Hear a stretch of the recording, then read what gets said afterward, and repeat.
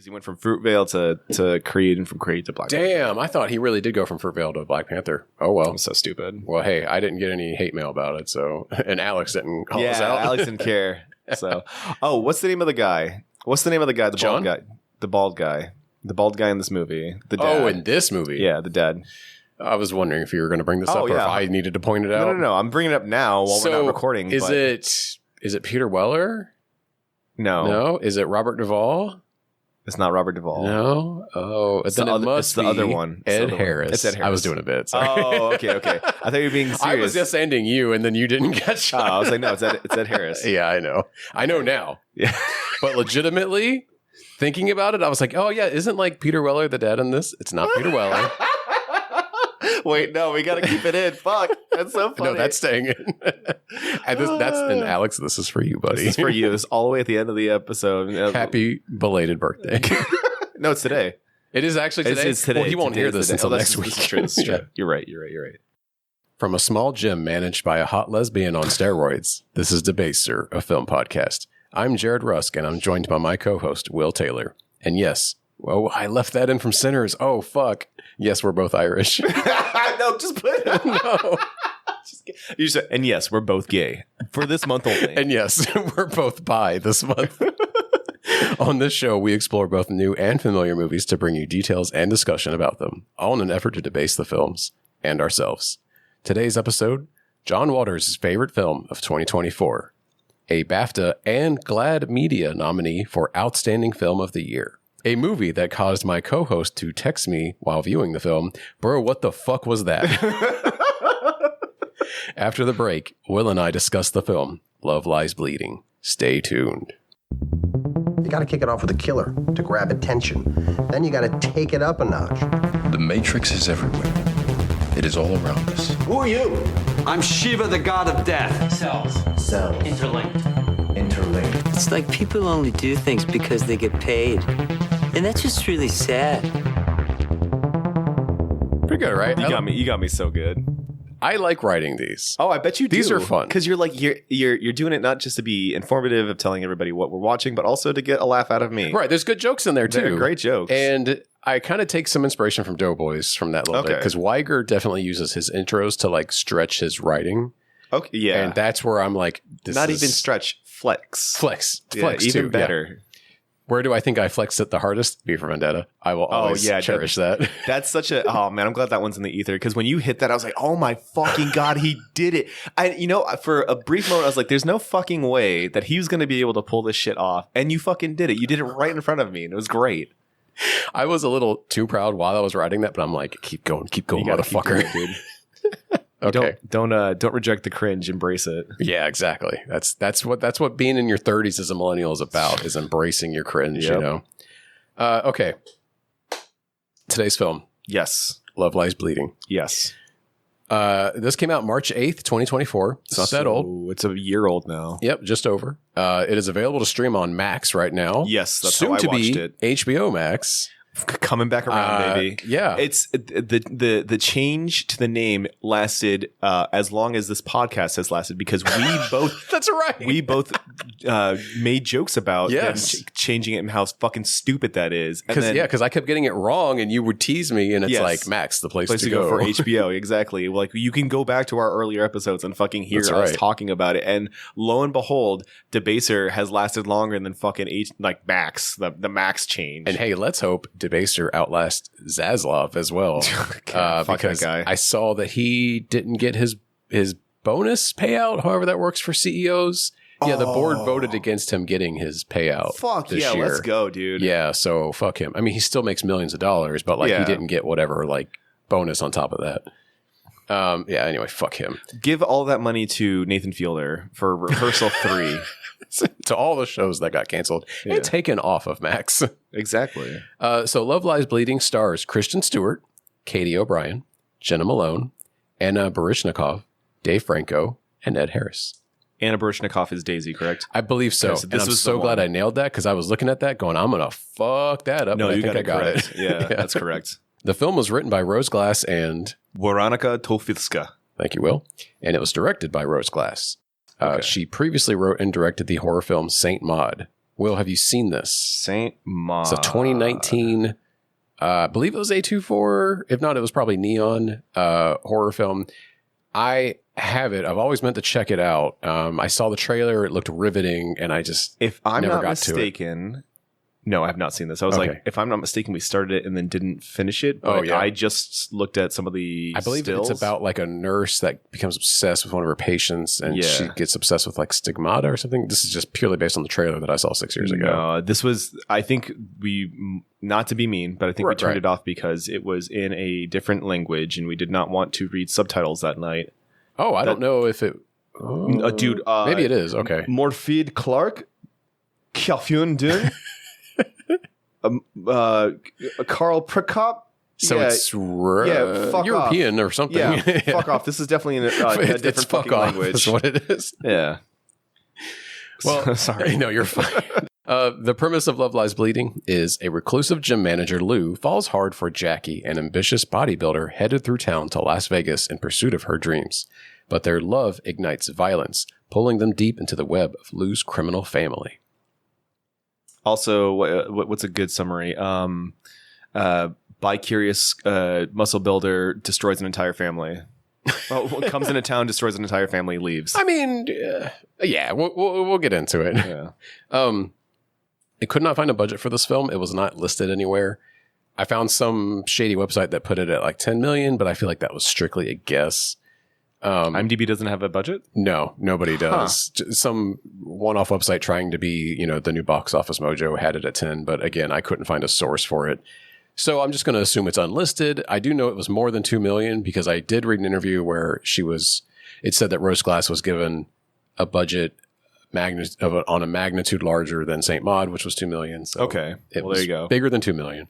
But it did gross $12.8 million at the box office. Okay. That's pretty good. And It was a weird indie movie. yeah, it's one of those like small limited release kind of things. And when it went wide, it wasn't heavily advertised. I remember hearing about it and wanting to see it, but Same, yeah. being a parent will severely restrict what you make it out to the theater for. And also, Yeah. it's like it was one of those another one of those like it was just a weird film, like Yeah. when the premise was Kristen Stewart dates a bodybuilder lady and things happen. Yeah. I was like, oh well, I mean, fuck it. I'm glad Kristen Stewart can be who she is. And Right. I was intrigued, but I was like, it's one of those things where it could go either way. It could be Yeah. really shitty or I could love it. exactly. And hey, spoiler alert, I loved it. It made my top 10 list last year. That's so right. Yeah. If you're an avid listener, you probably know this already. This is true. If you remember that, I actually had forgotten everything that was on your top 10. So when you repeated it, it's like, oh, that's right. And then we had a whole discussion, and for whatever reason, Anna Barishkov or whatever. Yeah, I got hung up on thinking she was Katy O'Brian, which still pisses me off because I want to give Katy O'Brian her roses. Like, yeah, she's so incredible in this she's movie. very good in this movie. Yes. Well, you know who else loved this movie? Who? The critics. Oh, did they? This movie has a 94% on Rotten Fuck Tomatoes. yeah. Well, I mean, you said this was what's his name's favorite movie from John Waters. John Waters, and I Right. love John Waters. He's great. Do you love his movies? No, his movies are Because way I think too I campy like for him me. more than I like his movies, to be honest with you. His movies are way too campy for me, but like, hey, good for him for making them at least. Yeah, exactly. Yeah. Like trying to be. He is a national treasure, Yeah. regardless. Yeah. So in her review of Love Lies Bleeding for Empire Magazine, Laura Venning gave the film a positive review, writing, "Visceral and heady, this is a blood-soaked all-American fable that's as if Thelma and Louise literally went on steroids. Rose Glass is a force to be reckoned with." Yeah. Oh wait, hold on. It's the month. The whole reason why we're doing this. Oh yeah, we didn't preface with this is Pride Month. It's Pride Month, and, baby. So instead of yes, I say slay. yes, Mother. Queen. Yes, Yes. We're pandering. Oh, I'm going to be doing that. Sorry, the whole we're fucking pandering. episode. Continue. I didn't, and just to be clear, to be transparent with the audience too, we were discussing very quickly what to cover Yeah. for this episode, Yes. 2 days ago? It was 3 days ago. And I started to pitch a movie and I went, oh fuck, it's Pride Month. We should actually do a movie with LGBTQ representation. Yes. And I was like, oh, I've been meaning to cover Love Lies Bleeding with And you. I've always Let's just wanted to fucking watch do it. that. Exactly. So it was perfect. It was took perfect. all of a minute to plan this. It was not long in the works. Anyway, reviewing the film for Vanity Fair, film critic Richard Lawson gave the film a negative review, saying, "Love Lies Bleeding is a riot of vibes, but unfortunately, vibes do not a movie make. Not unless balanced and textured in just the right way. Glass's film is caught in a frustrating middle place between mood and story. He's not giving. He's not giving right now.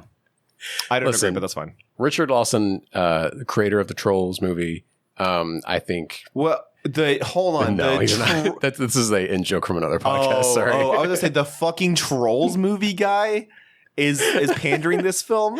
That's a special one for Blank Check listeners. Okay. I put that in there because I try to have one good review, one bad review sometimes. Sometimes, and not all the time. I don't wholly disagree with him, but I still come out much stronger on the movie overall. I gotta say, sure, there is a lot of vibes going on in the film, but it's I think it's more than that. Like if I'm thinking about how maybe Lou's character kind of just goes with the flow of what's going on, like I can kind of see that. It's like it's disjointed, but if you just put on paper the plot points of this movie, it's a little generic of a thriller.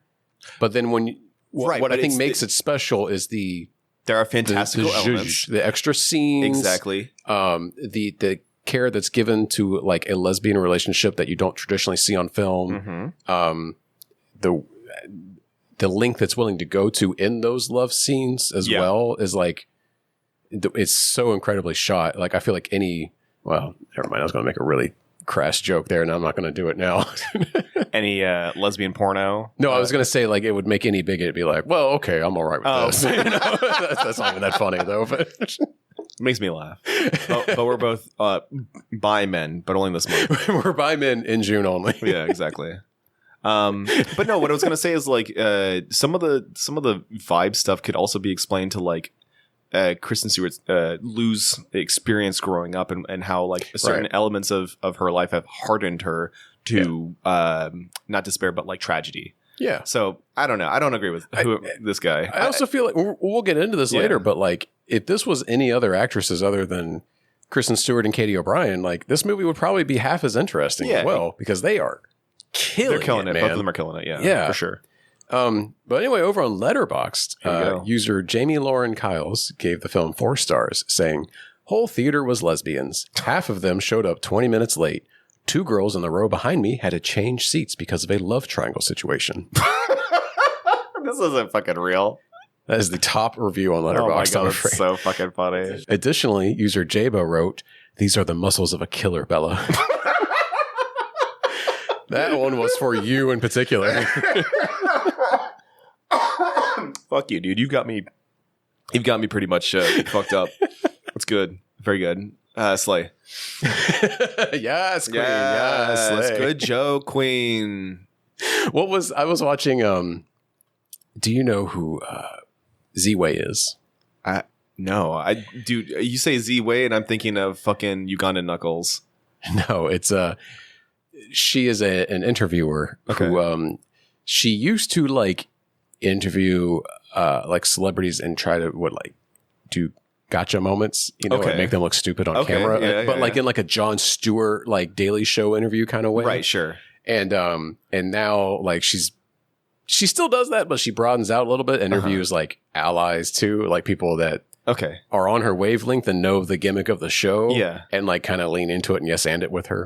And she was interviewing a comedian that I like, Caleb Heron, recently, and she asked him to like pander to the gays, and he just was like, liberally using like, yes, Queen, slay, it's giving, mother, yeah, exactly, and that's all I can think of now when I think we're just pandering now for this level 8 cunt quake on the cunter scale. Christ. That's it. I know, but like I can't say that. You can't say that. Well, don't worry, baby. I got you. I'm a hetero male. I just can't say that. Well, I'm bisexual, so I can. Can't stop me, baby. I drive a pickup truck. I have to be careful. Oh yeah. Speaking of completely off topic, dude. Do you want one of those electric pickups that are like 20,000? I want one of those so bad. The one that Jeff Bezos is an investor in. Oh no! Why did he have to ruin it? Look up the Alpha Wolf. Alpha Wolf. Holy shit! I know it sounds like no. This is June. I know. This is June, and you cannot be giving me any kind of testosterone. Sounds like a Joe Rogan car. I know. Alpha Wolf. This is. I have to cut this because you can't talk about the Alpha Wolf in Pride Month. But no, seriously, I learned about it from this YouTube car guy that I like called Speed with 3 E's. Okay. And he was talking about it, saying like, I know it sounds dumb, but like, look at this thing, and it looks cool as hell, and it's super customizable. It's an electric truck, but like you can mod the body in so many ways. Are you looking at it? Guys, I'm looking at this on my phone right now. This thing fucks. It's cool, isn't it? Holy shit, dude. It looks good as shit. It looks like a 70s like muscle truck. Yeah, it does. I want to go lift some weights now. Exactly. To Slayer. And it's an EV. So like it's the best of both worlds. Yeah. It looks like a cool like 70s car and it's an EV. How much is it going for? I'm sure it's expensive. Hey guys, how about you sponsor us? send me one of these. Pride Month is canceled. We're going Alpha Wolf style. Oh. Insert like eagle noise and guns going off.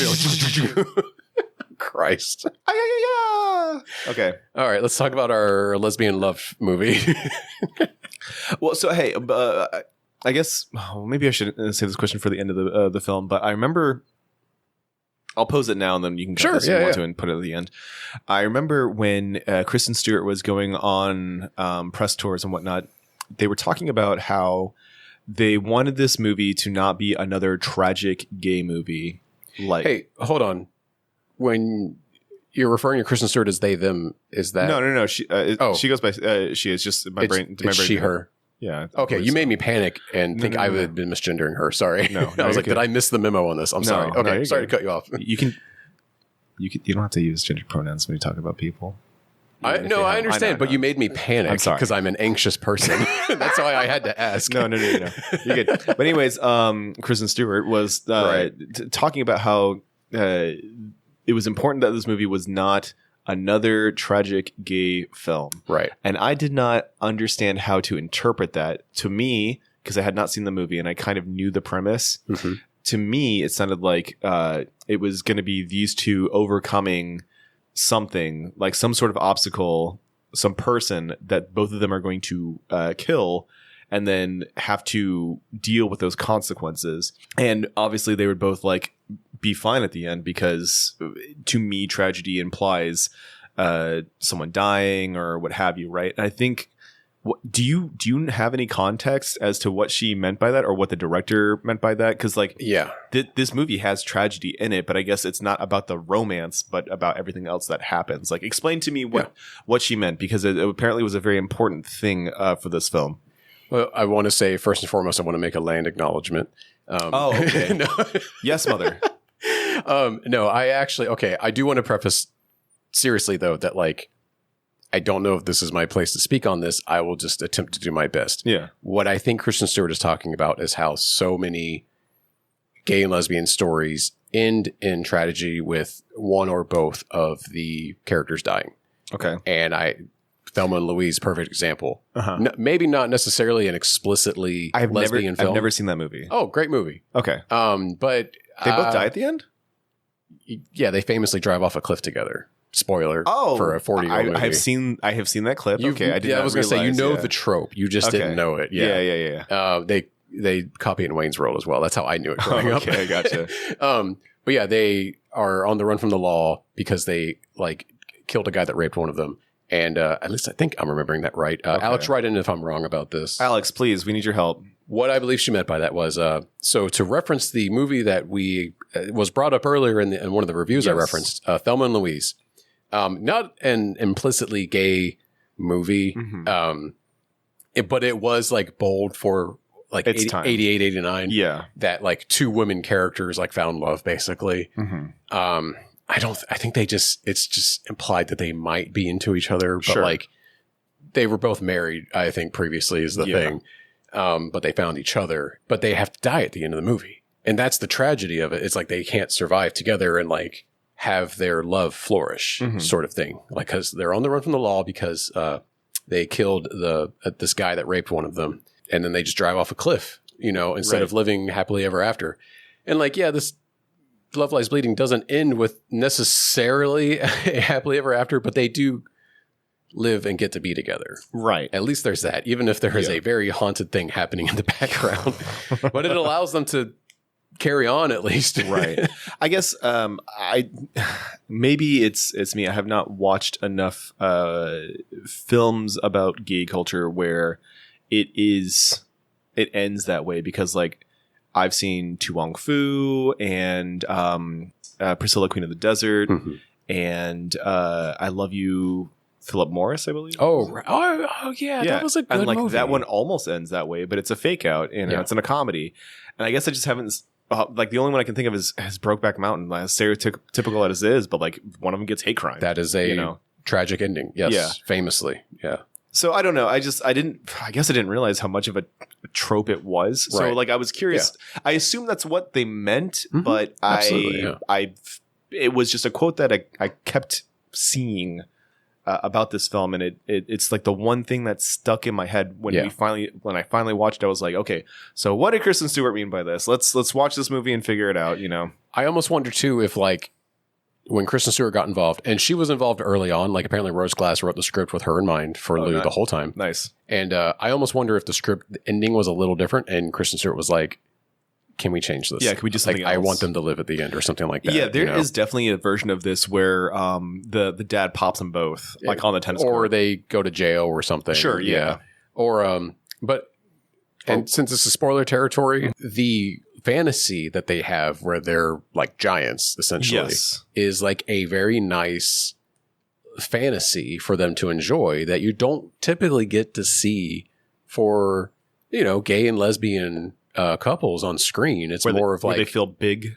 Yeah, right. Where it's just a fantastical sequence where they're happy and expressing their love to each other and getting to enjoy a surreal moment together. Normally that's reserved for like a male hero and his female princess or whatever, and so it's just nice to have that representation too, even though it is a thriller with a lot of dark, twisted moments, and then these are people with dark past themselves, and they've experienced a lot of grimy crime in their lives. Yeah, the surreal parts of this movie are the hopefully you've got more on it than I do, but like the surreal parts of this movie were like really fucking out there for me, like really fucking out there. Well, not bad, but like just fucking weird. Outside of that sequence, what else is there? So do you want to talk about the like when okay, so let's work through the summary and then get to let's talk about because like I just realized, was it the competition where she starts hallucinating? But it's like there are bits and pieces of it throughout the film, and I understood up to the point of the competition what it was supposed to represent. But then the very end, I was like, okay, what the fuck's going on? What's happening? That's actually, I think, when I texted you. Right. Okay, so the film opens in on a gym, and it's the setting is New Mexico, 1989. Okay. And we meet Lou, played by Kristen Stewart, and she is cleaning a toilet. That's right. And she's got her whole fucking arm in there, too. Yeah, it is. Nasty. She's going to town. The sound effects are disgusting. Yeah. This is a very visceral movie. You learn right away. Right away. They're not afraid. There's... it's going to get rougher from here on out. I mean, like, shortly after that, Daisy shows up with her fucking meth teeth. It's as that's happening. Yeah, it's actually like she's talking to her and trying to get her to go on a date while Kristen Stewart's like, I think she's straight up like, let's fuck tonight. Yeah. And Kristen Stewart's like, I'm busy. Sorry. She was like asking what she was doing later that night. But yes, obviously it's thinly veiled that she wants to hook up with she's with Lou. Thirsty as fuck. Well, okay, so this takes place in the 80s. No, I understand. So like, but I think it's a small town. I wonder if part of her being so thirsty is also a turnoff.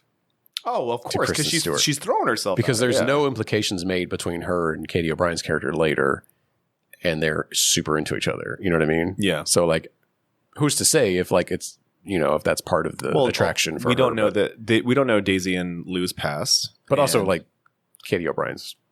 Well, leagues and leagues above Daisy's character. Well, poor Daisy's got a meth addiction. Clearly, her teeth are very, very brown. This is set in New Mexico, so like maybe that is the implication too. Is like, she's it's got a small town, history, and there's only like a couple of chicks that are down low, and clearly. Daisy's one of them, and she is very horny. Yeah, and mother. I think she shuts down the gym and goes home for the night, and then we cut to Katy O'Brien's character.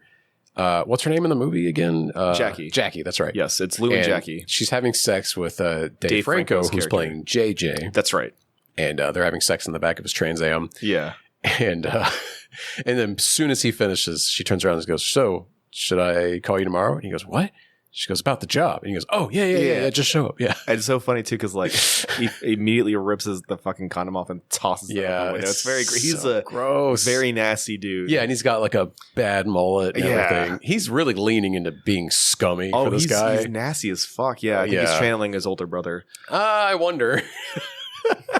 But yeah, so but the introduction of our two characters is one is working at a gym and is clearly gay, but wants nothing to do with poor meth. Doesn't have Daisy. any interests in her life. Yeah. Exactly. She's just like living the mundane life, and we have Jackie keeps who's to like, herself. Yeah, looking for a job. Just got to town. That's right. She's transient. She's transient. Exactly. Oh yeah. When she exits the Trans Am, JJ, Dave Franco's character, tells her, hey, be careful where you sleep tonight. It's real dangerous out here. And she goes, thanks. Yeah. And then like sleeps under an overpass. Like, fucking. He sucks. He's so, and he peels out, doesn't he too? Yeah. And he's like blasting some hair metal or some bullshit. God, yeah, no, you JJ cannot sucks. hate this guy more until you find out who he is later too. Exactly. Oh my God. Anyway. The next day, I believe, is when Jackie and JJ are at the firing range. Right. So Jackie goes to said job, and she is going to be a waitress at a shooting range in New Mexico, which is run by Ed Harris. Yes. Who plays Lou Sr. It is Ed Harris, right? It is Ed Harris, for real. Robert Duvall? Yeah, I will. And I should have left in my little bit about this.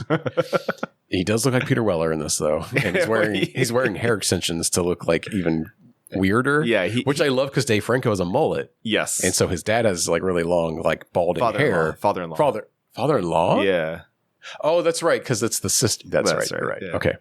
Anyway. No, it's okay. Everyone's so confused now. It's okay. Don't worry about it. We'll get to it. So she comes to the shooting range and is walking past. It's an open air shooting range too. Open air, and people are like shooting some fucking serious guns there too. Like they've got like fully automatic. Well, it's one of those ones where you pay to rent the guns, I think. Too. Yeah. And Dave Franco mentions like, oh, ever since Die Hard came out, everyone wants to shoot the Beretta now. Yeah. And then he brings her in to meet the boss, Ed Harris, and he's like dissecting a grub or some shit. No, he's got a whole collection of beetles, and it's the larval form of a horn beetle. God.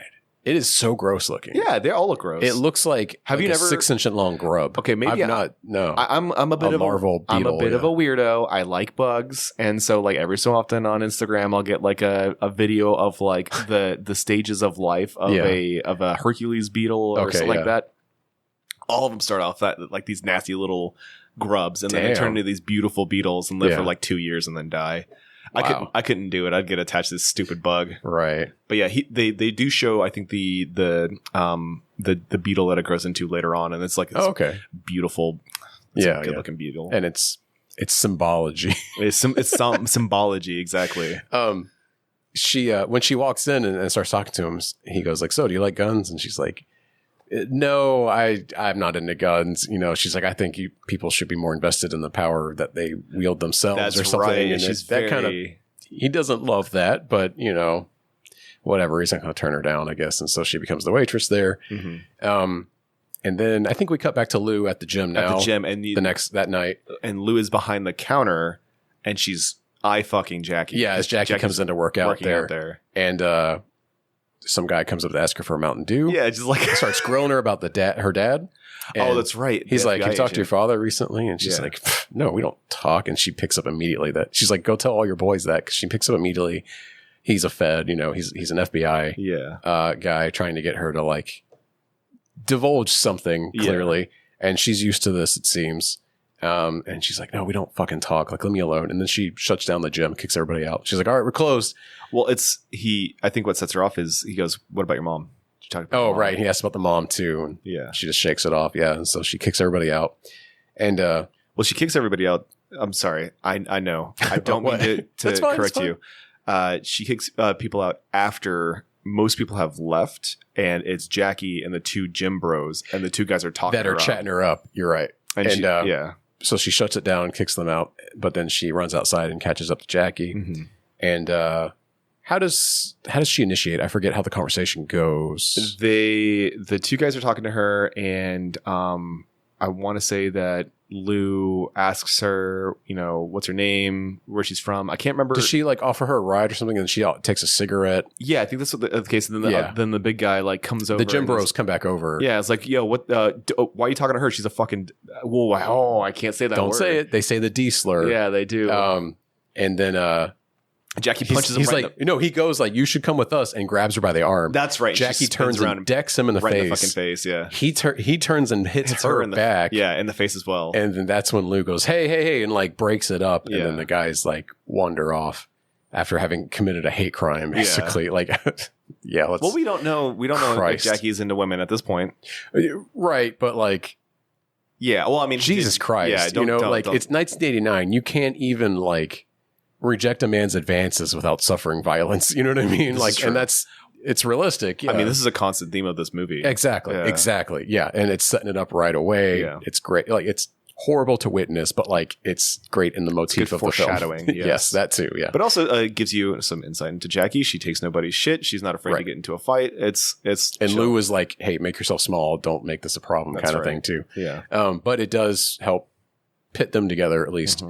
So Lou rushes Jackie inside the gym to patch her up, and they're just sitting in there on the floor flirting, and it's great. And so they start telling each other about themselves, and Jackie explains that she wants to be a bodybuilder. That's right. Her dream is to go to Las Vegas, they're having like finals real soon, and she's like, from Oklahoma, if I'm not mistaken. Yeah, and she's been hitchhiking her way down to go to Las Vegas. She's currently in New Mexico with Lou here, and so Lou hears this and says, "Hey, I got something for you. Stay here." And she runs to the back of the gym and pulls out some steroids. Yeah. Excuse me. Offers them to Jackie. Jackie declines and mentions like, "Hey, these are all natural." And she's like, "I get it." But she's like, "You want to do a little dose? It's been working for me." And she's like, "All right." And it's kind of a romantic scene, even though it's like, well, yeah, she's like, clearly Lou is interested, and she thinks that she's helping. Yeah. It's, she gets to see part of her buttocks, Oh, it's true. I think it's implied to be a little steamy, Sure. Yeah. I say that and then I'm like melting here in my seat right now. From the heat. We're in the garage. Yeah. Not because from each other. We get easily excited, Jared, the glint in your eye though is should I do the triangle thing? The what triangle thing? What the remember from the rehearsal? Yeah, sorry. I forgot about that bit. God damn, it's so good. I keep getting reels of it and I'm like, damn, she's fucking like, no wonder Nathan asked her to keep doing it. Yeah. It's so good. So funny. But anyways, don't they start making out on the gym floor? Oh yeah, that then and there. Yeah. And but then she's like, hold on. You're not just some straight girl experimenting, right? Yeah. Lou asks Jackie. She doesn't even give her a straight answer about it. No, she doesn't. Well, because no pun intended there. But we, the audience, are clued into she has slept with JJ prior to this. So Jackie is, but more for it was an exchange. It was a transaction for her, not that she was into it. Sure. And she seems to be, I was going to say, not inexperienced with women, I guess. Yeah, she is at least bisexual. Let's not do bi erasure during Pride Month. Well, they never say that term explicitly in this film. No, they don't. Maybe it wasn't really common to parlance in the 80s either. It's just another example of bi erasure, dude. And as bisexual men in this month, we should be offended that they did not use that word. Hey, we're not being represented, damn it. Exactly. Got to make it about us because it's Pride. Month. Jesus Christ. Dude, we have another episode during this month, so the joke's going to keep joking, baby. We'll have to figure out what that's going to be. Yeah, I know. That'll be fun. Okay, so... Thelma and Louise. Just kidding. No. But yeah, they go back to... They have sex that night. Yeah. She stays at Lou's apartment, and they very quickly become a couple. Yes. I will say this. The first incident of surrealism is...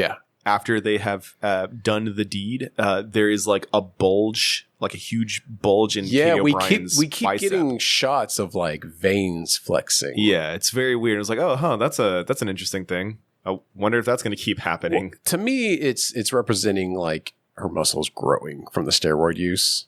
To me, it's the roid rage. Well, I think it implies or foreshadows that's coming later. Right. Also. Okay. I got you. Because that's do we start getting those scenes more rapidly when she starts to have her moments of aggression? Yeah.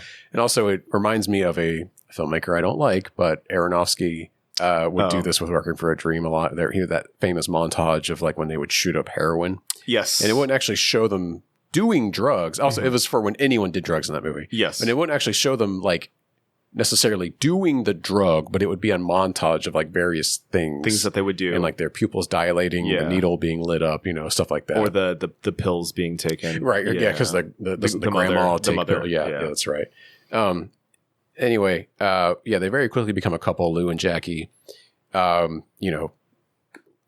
mentions that she doesn't really have anywhere to stay, and she's like, "Stay here, you idiot!" Yeah, you dingus. Yeah, she's so. I love the way she communicates because she's clearly nonchalant, flippant, but I think she's too afraid to be open, and she'll be very dismissive, and it's kind of like a kid at school trying to like an only child trying to acclimate at school and be like, "Yeah, of course, yeah, absolutely," and you could tell she was being super hesitant, and it's like that sort of way where she just kind of moves past ideas that like.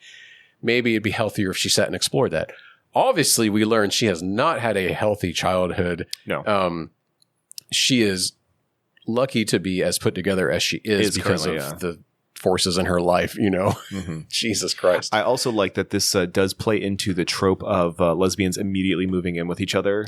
It's so pervasive. Immediately becoming like a very like together couple as if they've been married for years kind of thing. If Jackie had lived across town in New Mexico, they would have got a U-Haul, put her stuff in there, brought it over to Lou's house. Like that week. That week, exactly. Exactly. I did like that. That was good. You can definitely tell lesbians were involved in the making of this movie. It's not just some hetero person writing this movie. Yes. We also get a scene of Lou visiting her sister Beth, who we find out is married to JJ. And this is like shortly after Jackie is getting their back blown out by JJ. Exactly. So we know JJ cheats on his wife. Yes. They have 2 kids together, two boys. And Beth has a black eye and a broken arm. And it just looks like she just suffered a real bad fall. Busted lip. She tripped. She hit a doorknob. Fell down some stairs. The stairs, even though the house doesn't have stairs. Now, listener, if you haven't seen it, there's no lip service paid to this in this scene. But we find out later, JJ just regularly beats her up. Beats the shit out of her, yeah. And he's a piece of shit. Clearly. Yeah. He's a shitty character. Also, another implication that he's a huge piece of shit. They're rushing to get ready in the morning to get the kids to school because they're late already. Yeah. As she says to Lou as she walks in. And JJ's not doing what's JJ doing? He's just fucking watching TV. Yeah.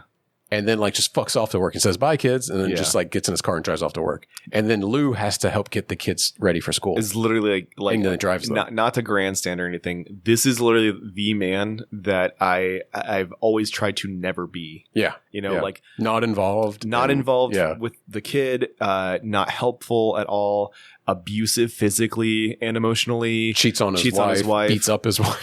Yeah, like just every extreme you can think of too, on top of like the regular, neglect. Yeah, this is like the pinnacle of like just a bad person. Absolutely. Yeah. All the more reason why we get to where we're going. Yeah. So Jackie and Lou end up attending a dinner with Lou's sister Beth and her husband JJ. And of course, it's very awkward. Yes. Because JJ and Jackie realize they know each other. And no one else is informed of this at this dinner, but there's clearly some tension here. JJ's being really weird.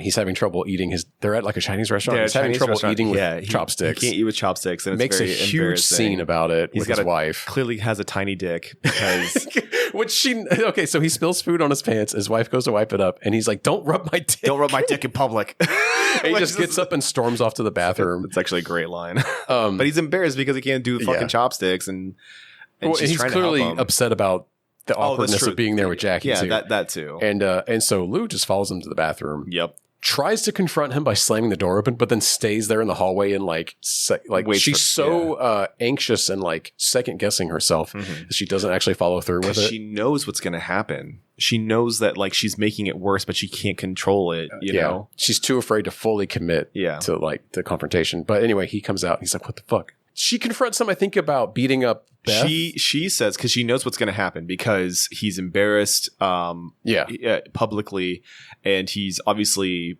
prone to beating his wife for what is probably no reason. A perceived slight or something. Yeah. And so she basically says, like, if I find out you touch her tonight, I'm going to fucking kill you. Yeah. And he scoffs at this and says, he knows like, she's not going to do anything. Oh yeah, well, guess what? I fucked your girlfriend. more or less is like, hey, how about you ask your girlfriend how she got the job, or some shit like that. And Lou is of course furious at this, and they leave in a huff, and they're having a huge fight in the street. And doesn't Lou pull over and tell her to get out? Yeah, she abandons her for a minute, but then like they immediately start having. Well, no. She kicks her out of the truck. Yes. They're arguing still while she's in the cab of the truck, and she's like either driving alongside of her or just parked next to her. Yeah. They're still arguing. And Lou is actually starting to be a little apologetic. And she's like, Jackie says, like, you never open up to me. You don't tell me anything. And Lou is like, well, this is me doing it now. And it's like, clearly she's like starting to open up to her again. And she's not done with the argument. Mm-hmm. She doesn't want it to end on this term.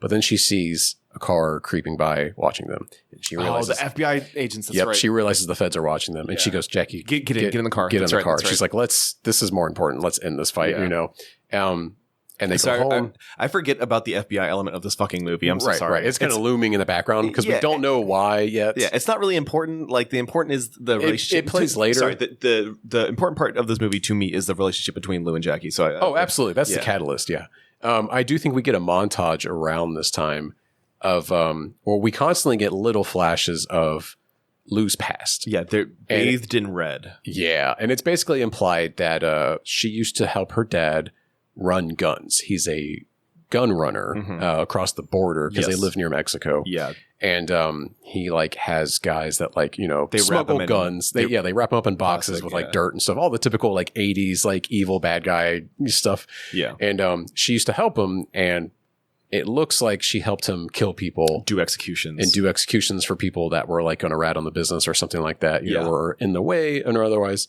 And she like got away from it because she doesn't like her dad. She doesn't talk to him anymore, and she doesn't do this anymore. And I think she got away from it because it is implied that he killed her mom. Yes. Because she wanted out of it and was threatening to go to the cops. We find that out later. And he knows we find later on that he has a mole inside the local PD.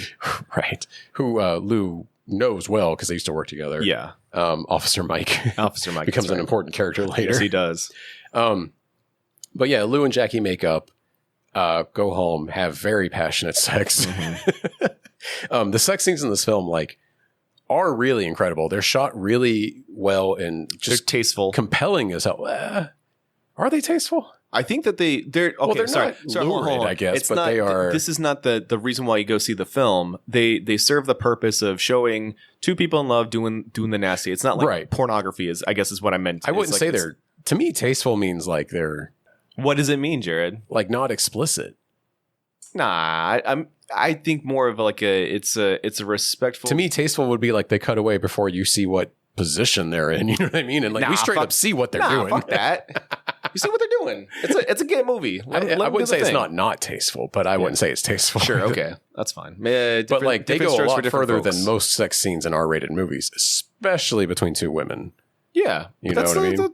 That's but they do it in a way that like I don't think is lurid. No, I guess that's what I meant. I don't know. Yeah. It's not pornography. It's like these are two people that enjoy. Like it doesn't feel like a man, like a hetero man, like designed the shot necessarily. Yeah, you know what I mean. Yeah, it's in a way that like it's steamy, it's hot, but it's in a way that like these two fucking they're really like each other. Yeah, like they're just right for each other. You know what I mean? Like. And it's and they explore parts of the female body that like most movies, maybe no other movies that I've ever seen. We literally just talked about Sinners. Oh yeah. But like there's no buff ladies in that. You got me there. That's what I'm saying. Like you got me there. There are two buff ladies in this movie. Yeah, one significantly buffer, but still like Kristen Stewart's no slouch. You know what I mean? She could beat me up. I'm sure. Katy O'Brian, I think does work out. Katy O'Brian could turn me into dust. I promise you. She's a big... And I would probably enjoy it too, to be honest with you. She was big in the Mandalorian too. They actually got shots of her guns. Yes. In that. I got a whole thing of all the stuff she's been in. Okay. I cannot believe how prolific she is. Yeah, but it's like wild, small right? roles. Small you know? roles. Yeah, this is her big. Like this is a big role for her. This was and you know how she found this role? How? A fan told her about it on Instagram and said, "Hey, they're casting for a queer bodybuilder in this like indie thriller movie. Oh, no you should shit. apply." And she's like, "I will look into this right away." And she got it. And she fucking got it. Nailed the role too. Apparently, she had to audition 6 times, but she Oh. got it. I don't know if there was just a lot of people in the lead, but she got it. Who else? Who else could possibly? I'm sure the director was eventually like, no one else is as good as Katy at this. You know what I mean? Like, good Lord. Maybe it was the studio pressure being like, we got a bigger name. need a bigger name. We want you to cast. And she was like, but Katy is exactly what we need for this. So what, it was like Charlize Theron? Maybe 'Cause she's kissed a she's girl. kind of out of Kristen Stewart's age range. Yeah, she but, is. But I'm sure it was another big name that the studio maybe was pushing or something. You know what I mean? Or maybe I'm way off base and they didn't have the money for another big name. You know, You got to get the Criterion version of this movie where they have the director's commentary so you can find out. A24 does have a pretty sick physical release for this that I keep getting ads for on Instagram, and I'm like, yeah, I'll buy it. Calm down. Just give me a minute. It's just hard to like buy physical movies right now with like the economy. Yeah. I'm like scared. So I've kind of cut back on my movie buying right now. I understand. I trust me, I feel the squeeze too. I feel you. So they have sex that night. Yes, they made up. They wake up the next morning, having a nice, makeup morning. Mm-hmm. Lou gets a phone call. Yep. Beth is. We don't hear what it is, but she. Yeah, you can. We figure out that Beth has been hospitalized. Yep. JJ has beat her so severely that she's in a coma now. Basically. Yep. I think she's in a coma, right? Because she is comatose for a few days. She's comatose. Yeah. Yeah. We see her. Half of her face is severely damaged. It's disgusting. Yeah. Yeah. Lou is so upset. Yeah, of course. And, that's her sister. And Jackie is like visibly shaken as well. Yeah. Having seen her and just sits in the corner of the room. Well, she had recently gotten violated by this person, Right. She did not. I'm curious if because we don't get a lot of Jackie's past. We get one phone call and that's right. And she leaves home. We have no idea why. We don't know if it's like homophobia or if it's, small girl. I think it's implied big girl, that small town. Her parents couldn't understand her and were very abusive and mean about it. Right. So, but I think that there has to have been some sort of element of domestic violence as well, because this is affecting her way worse than. I think you're right. That's a good point. I'm inferring, obviously. No, but no, I can really see that because why else would it just connect with her so much? You know what I mean? And also, why is she a bodybuilder? And she's all about personal strength. Personal strength. There's a good possibility that she grew up in an abusive household. Will, that's a great take, man. Okay, but you're gonna hate the reason how I came to that take because it's from The Last of Us 2. Because Abby, I knew you were going to go here. Yeah, exactly. Do you think Katy O'Brian should have been cast as Abby? Oh my god, that would have been awesome. Okay, are you fucking kidding me? I literally told someone yesterday that we were covering this movie. She's too old, and I was like, I bet Will is going to pitch that she should have been Abby. No, you think she's not the right age? No, she's too old. How she's old because old is Katy? Abby's supposed to be 22. Katy O'Brian is in her 30s. Damn, 22, really? Yeah, she's 22 in the. Jesus Christ, I know. Why is everyone so young? Stop it. Well, because the trauma happens when they're kids, and that's what defines them as people. Yeah. But when you look at, well, she's our age though, Katy O'Brian. Yeah, she's in her Hell 30s. yeah. Yeah, hell yeah, she looks great. She's in the new Mission Impossible. Hey, let's Fuck fucking go. I haven't seen it. Not to derail, but the whole point of Abby being buff and muscular is because she's turned her body into a weapon, right? So she's purely motivated by revenge. Exactly. This was your whole point. We were discussing this off pod. Yes. About why we don't like The Last of Us Season 2. Yes. Why we have issues with it anyway. Yes. I full on don't like The Last of Us 2 anything. Yeah, I understand. But yeah. Regardless, so you can take a shot. Take a shot, right? You can look at Jackie in this film and infer that it is a necessity of self-defense and taking no one's shit that she is a buff person. No, I think that's a great point. Yeah. That's why you got me on the pod, baby. Absolutely. But yeah, she looks visibly upset, and Lou is Lou and Beth's stuff. dad comes in. That's right. And Ed Harris. Yes. And Lou Sr. Yes. No. Yeah, Lou Sr. That's right. He named her after him. That's right. Oh, that's cute. But he comes in and gets on his knees next to her, and he's like, we're gonna make this right. We're gonna make this right. But And Lou is straight up like, I'm going to kill JJ. And he's like, no, she wouldn't want that. Exactly. She doesn't want her husband dead. She's got the kids to take care of. But he's like, we got to make it clear to him that he can't do this again, kind of thing. Jackie gets up and takes the keys without anyone noticing, the keys to Lou's car, drives over to JJ's house. Hold on, real quick. Yes. If I'm not mistaken, Lou has a fucking crash out because they talk to the police and the police are like, well, he says that nothing happened. Yeah, and they're like, well, we have to wait till she wakes up to get a statement to even do anything. Yeah, and she's distraught. Lou Sr. is saying, like, we can't let the police do this. I'll just do this myself. Yeah. And he's implying that he's going to have his goons come and probably knock him around a little bit and just be like, do it again. This is going to be worse. Like, don't do this. Right. And I think Lou But isn't Jr. Officer Mike there? They don't show the cop. You just hear him off screen. That's what it was. I think That's it's right. just a regular cop, Yeah. maybe. But I think this has happened before. And Lou is tired of hearing this because she knows JJ isn't going to change. And one day he's going to fucking kill her. Exactly. Because he already knows who Lou Sr. is. Mm-hmm. He's not intimidated by He's him. not afraid. Yeah. He's like, I can still beat my wife and he's not going to do anything about it because like she loves me so much and she can't be without me now. And it's the 80s and you can punch your wife and get away with it. So he feels protected by it essentially. Yeah. Anyway, Jackie's taking all this in from the corner of the room. Takes Lou's keys and passes slinks off. Off. Check. Yep. Yeah. Drives over to JJ's house. And we see JJ come home. He's taking a shot. He's playing. He's drinking immediately. Yeah. He's playing messages from Lou Sr. on his voice machine saying, like, we need to talk. And then his parakeet starts talking and he yells at the shut up. Just as Jackie comes out of the shadows, decks him, scares the shit out of him, throws him on the ground, and then you know how in American History X there's that famous curb stomp? Bite the curb, yeah. Yeah. She kind of does that, but with a coffee table with his face. And her hand. And her hands, yeah. It's really fucking brutal. Yeah. And while you're like, on one hand, you're pumping your fist because fuck this guy. He had this coming. He did have this And coming. on the other hand, you're like, oh no, things are about to get so bad for Jackie. Oh yeah. You don't want she needs to go to Vegas and do her bodybuilding thing. This isn't good. And if I'm not mistaken, is there not another part where her muscles once again ripple? Yeah, almost as if it's 1000%. Yeah. Okay. This reminds me of the scene in Drive where Ryan Gosling is in the elevator with that guy that he figures out is there to kill him. Yes. And he pulls aside. It's Carey Mulligan. Carey Mulligan, thank you. I knew it was a C something. Pushes her over to the corner of the elevator and kisses her because he knows this is the last time he's probably going to see her. It's like a really beautiful, like slow motion scene where he kisses her and it's playing angelic music. And then as the kiss ends and he pulls away, the music cuts out.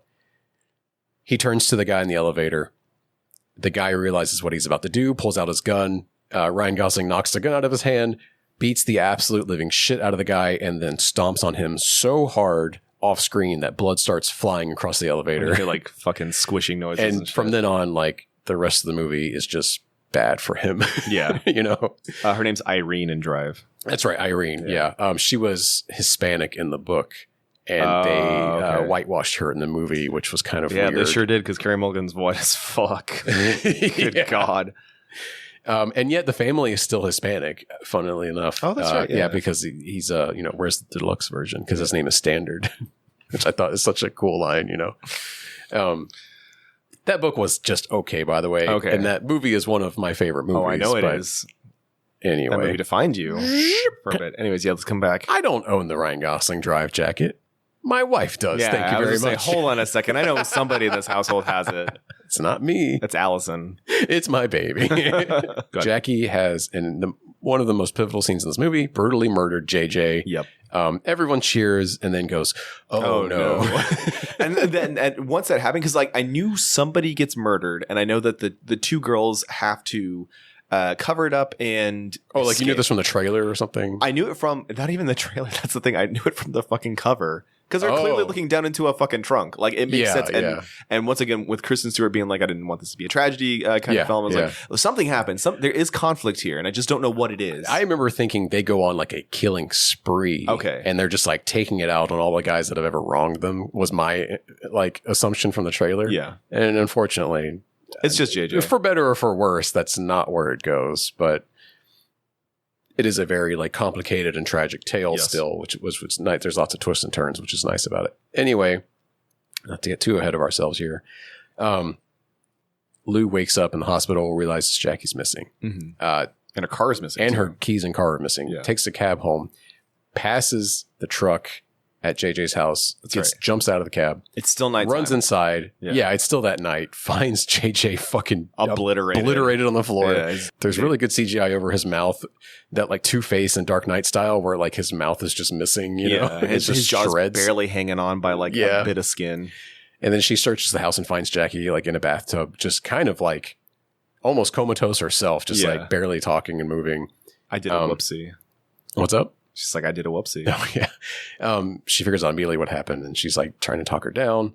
And so she's like, okay, we gotta cover this up, because like I can't let you go down for this. And then fucking Lou's her professional job like starts kicking in, dude. Because apparently she used to cover up crimes before. Yep. And so her and Jackie drive the cars out of there. They load up JJ's body in the back of I think there's JJ's station wagon or something. Yeah, is it his Trans Am?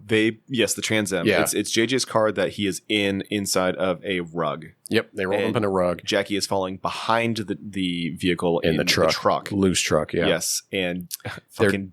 It's a very tense drive, you know, because they're trying to not let anyone see them. They're running a daisy. And they pass a cop, and that's very tense. Yeah. And they're sitting at a red light, and guess who saunters up to the fucking oh my God, car? Lou, what are you doing? It's Daisy, who was just hanging out at the street corner in the middle of the night for some reason. Yeah, what is she doing out there? Daisy, what you doing, girl? It's 3 a.m, honey. I know we all need to make money, but honey. Anyway, she seems nice. She's got bad teeth. Lou kind of blows her off and is like, I'm busy. Could I'm you sorry. Fuck off? Now she is a witness to. Well, she notices Jackie behind her too. She's like, is she driving your truck? Is that your truck? Yeah. Yeah. I think she may have clocked her at the gym previously. Yeah. I can't quite remember. Well, because she knows they're a couple, and there's like a scene where she's clearly jealous about it. Yeah. Oh, that's right. And she's like seething as they're like being flirty at the gym or something. Mm-hmm. Yeah. Anyway, Lou takes Jackie and the 2 cars are driving to a ravine. That is revealed to be a disposal site for bodies that her dad uses for his drug running business or his gun running, his criminal enterprise, if you will. And they light the car on fire. Well, they push the car into the ravine, and then do they light it on fire after that? Yeah, Lou Lou fashions a fucking Molotov cocktail and throws it in down the ravine. That's right, and then it fucking blows because up. she wants people to find it. That's right, which is kind of the fatal flaw of this plan, because she should have just sent the car in there. And then left it alone. Yeah, you're right. But I guess she was tired of it all. She's mad at her dad. Yeah. And she wants him to go down. God, that's right, because the dad didn't want to get rid of him. Right. That's right. Yeah, because she kind of intimates that too, because like when they wake up in the next morning, Lou is like, they're going to see the smoke, and what they're going to find down there isn't just JJ. There's way more. And I think, to pontificate a little bit, if she hadn't thrown the Molotov, maybe things could have worked out better, but there always would have been the suspicion, and they'd have to lie about it the rest of their lives with Beth and Lou Sr. Even if he put it together, but like doesn't get too upset about it as long as Beth goes along with it. But obviously she would never, get over it either. Yeah. It's complicated. I get why we're supposed to believe that Lou did this because she's sick of her dad and she wants him to go down finally. I think also because of the FBI element, there's a possibility that she assumed... Right, this would get the FBI out of her life too. Yeah. So she's like, I would no longer be tracked by the FBI everywhere I go kind of thing too, And then, it too, she would know that people would find it instead of wondering if it would ever be found, and then, the FBI showing up and being like, I don't know my dad. And they're like, well, we don't want to talk to you about your dad anymore. Yeah, actually, we found the body that Jackie killed, and now she's going to get taken away. Yeah, that sort of thing. Yeah. Okay. I talked myself out of that. Fuck you, CinemaSins. We correct ourselves. That's right, baby. Yeah, they set the car on fire, making a smoke plume. Mm-hmm. The next day, Lou wakes up and returns to JJ and Beth's home to clean up. She starts scrubbing the floors and like getting rid of the... What does she do with the coffee table? She's scrubbing. She has to scrub the coffee table, and then because that's where the impact was. Yeah. And then if she has to get the stuff out of the carpet and whatnot too, and then I believe there's some splatter on the wall. Yes. Yeah, she's in the middle of cleaning, and isn't that when That's when the goons come in. Lou and the goons come seniors, like, guys come in to, like, rough up JJ, but they don't find him. Yeah, and so she has to hide. Hides in the closet, and that's an allegory for being closeted as a gay person. Fuck. I think I knew that at the time and didn't click it this time. The second time I was rewatching it. Yeah, that's good. That's okay, man. That's good. I got you, dude. When does she and Jackie have that fight? Is that right after this? Let me think. Yeah, because I believe, if I'm not mistaken, Jackie is getting worse and worse with her substance abuse with steroids. Right. She's clearly suffering from, like, what is it called? Roid rage. Yeah. And she's getting very aggressive and agitated. Oh, that's right.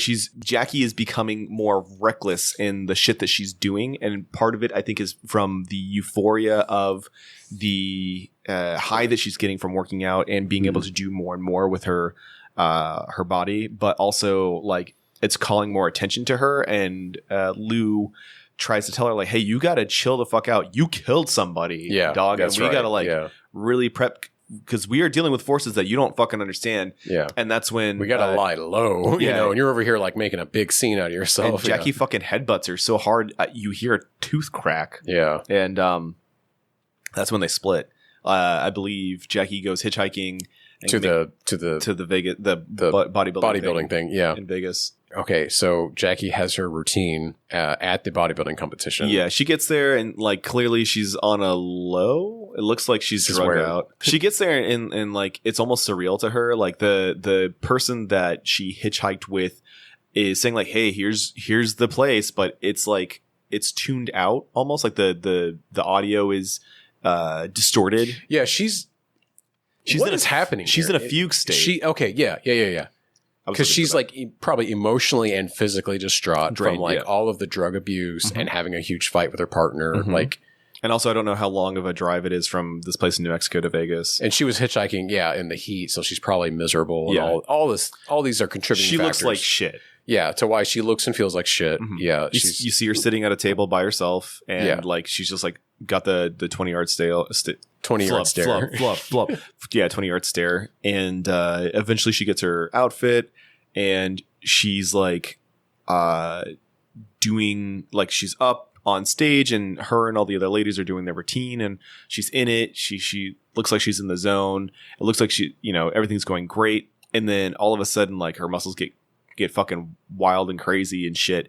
And she pukes up Kristen Stewart at the gorge, and Kristen Stewart is covered in slime. And I'm thinking to myself, this is someone's thinly veiled fetish. And also, like, what was it? At a certain point, isn't Katy O'Brian, like, giant at a certain point in this part? Yes. Before it happens again. And so, like, someone's into giantism as well. But yeah, she throws her up, and it's like a, like, really fucked up thing. Like, she's clearly reliving the trauma of what happened. And then it cuts to reality, and she had just vomited on the ground, like, in front of everybody. And they're, like, laughing at her. And stuff. They're well, I think she hears a laugh from the back, if I'm not mistaken. So she turns around and goes, "What the fuck are you laughing at?" And just beats the dog shit out of one of the other contestants, like violently beats the shit out of her. Yep. And obviously gets arrested, and that's when Lou Senior shows up. Well, let's cut back. We got to go back Lou here to our Lou, Kristen Stewart. Meanwhile, back in New Mexico, Daisy approaches Lou and has picked up what happened that night. She's picking up what they were putting down. Yeah. I don't think she, like, explicitly says it. No, she thinks she's being very clever. Yeah, but she kind of blackmails Lou into dating her at the diner. Right? Yeah. And Lou just, like, goes along with it because she's like, fuck, because she knows she can implicate them now. And so, Lou just goes along with it because she's like, I can't fucking let us go down. I can't let Jackie go down for this, But it's clearly, it's so fucking shitty because, like, Daisy knows that, like, it's a transactional thing, but she's still getting what she wants out of it, I guess, even though she's happy. Emotional. But she's getting the relationship that she wants, even if there's, like, a looming, what was that? I thought I saw a bird. You probably did. Oh, okay. There's birds out there. Birds are real. Birds are real? We're going to get real fucking, like, loopy by the end of this. He is literally breaking my fucking brain. But anyways, I mean, it is kind of transactional, but at least Lou, like, is able to keep Jackie from getting implicated too, because Should I crack the door? no, you're good, man. Because Daisy's like, no, because then we'll start getting more weird fucking noises. It's okay. Daisy's like, fuck. It's like, I'm just telling Jackie did it. And Lou's like, no, because if Jackie goes down, she's going to fucking take me down too. Yeah, like, what the yeah. fuck are you talking about? And That's Daisy- right. She talks her out of doing that. Yeah. But Daisy's so elated. She's like, let's get some margaritas. But what happens with Jackie and Lou Senior? Yes. She gets arrested at the competition, and does she call Lou Senior or does he call her? No, she calls him. She calls him because she gets the one free phone call. Yep. Jackie contacts Lou Senior to bail her out of jail. I think it's implied that she comes clean and explains what happened, and she's responsible for JJ's death. So what Lou Senior does is he sends her a gun or something and sends her back to New Mexico. And but we don't know why just yet. Yep. Obviously, she's there to kill somebody, though. That's right. Lou and Daisy are returning to Lou's apartment after their big date at the diner where she bought her all this food and shit. And Daisy is drunk as fuck. And is like stumbling into the apartment, and she's trying to get her inside. She's like, come on, get inside before you get sick. And then Daisy fucking vomits on the ground. Yeah. And then that's when it happens, right? Yeah, that's when her head just kind of explodes. Yeah, Kristen Stewart turns around and goes, dude, what are you doing? And then she gets a fucking blood spatter. You hear like not even like a pop. Obviously, silencers don't fucking work this way on guns. But you hear like a thunk. And, the classic movie silencer effect. Yeah, and Kristen Stewart got blood on her face, she's very shocked. And then you see like Daisy have a fucking hole in her face, and she falls forward, and Jackie's behind her with the fucking gun. Yep, like waiting for them. Yeah, and then and she's incredulous. She's like, "What the fuck?" And Kristen Stewart's like, "It's not what it looks like," because Jackie immediately points the gun at Kristen Stewart. Right? Like, what the fuck are you doing? You've already moved on, or something like that. Yeah, and in that moment, we're like, "Oh fuck," is she like killing them out of jealous rage? Yeah, and it's like, no. Lou Senior sent him there to kill Daisy because she's the only surviving witness. Yeah, she's now no one can be implicated in the murder, but he doesn't know that they threw the Molotov, right? He doesn't know about that. I don't think that he knows that Kristen Stewart tried to get rid of him, right? Because they have a conversation shortly after that, and that's when Jackie is smacked in the back of the head and tied up and used as bait. Jackie goes back to Lou Senior after this, gets knocked out. Yes, and Lou Senior calls Lou and tells her that he has arranged for Jackie to now take the fall for both JJ and Daisy being murdered. Yes. So that Lou is out of no longer implicated in all of this, and it can all go away. And that's when Lou's like, no. Lou's clearly like, fuck that. Yeah. first and foremost. This isn't going to be a tragic gay movie. Yeah. Yeah, if I'm not mistaken, she more or less is like, I'm going to go to the cops. Yeah. I know what you did to mom. So Lou was like, actually, fuck that. We're not sending Daisy to jail. Jackie to jail. She's going to be fine. I'm actually going to turn I'm going to turn myself into the FBI and tell them everything you've ever done. Yeah. And he's like, you don't want to do that. Yeah, and she's like, the fuck I don't, Try me, bitch. She's very defiant about it. Yeah. And you can see her like kind of like going, fuck, I shouldn't be doing this. But also she's like, I can't let Jackie go down for this also, Yeah. Especially because Jackie was like brave enough to do what she couldn't. Exactly. Yeah. And she's not going to flip on Jackie for her dad. She fucking hates her dad anyway. That's true. And so Lou sends one of his lackeys to kill her. It's Officer Mike. Officer Mike, who is like a dirty cop that he's had on his payroll for years, who we learned that like him and Kristen Stewart's character, Lou, were like kind of close. Like they worked together. Yeah. And she's just like, Officer Mike, after their shootout. Yeah. It was so fucking fun. Like he gets the jump on her too. Yeah. And I don't know how the fuck he misses, but he misses like 6 fucking shots. He's a bad shot, yeah. Clearly, at point fucking blank range. They were 6 feet from each other, and she clips his ass without even fucking looking, They have a very clumsy but like intense shootout in her apartment, yeah. But she does get him eventually. She drops his ass, and he's not even dead, too. Like he's on the ground, and she kicks his gun away from him. Oh yeah, and they talk more. Yeah, it's just like, what the fuck are you doing? Yeah. He's like, you're gonna regret this. But she drives to her Lou Senior's home to rescue Jackie. It's a really nice house.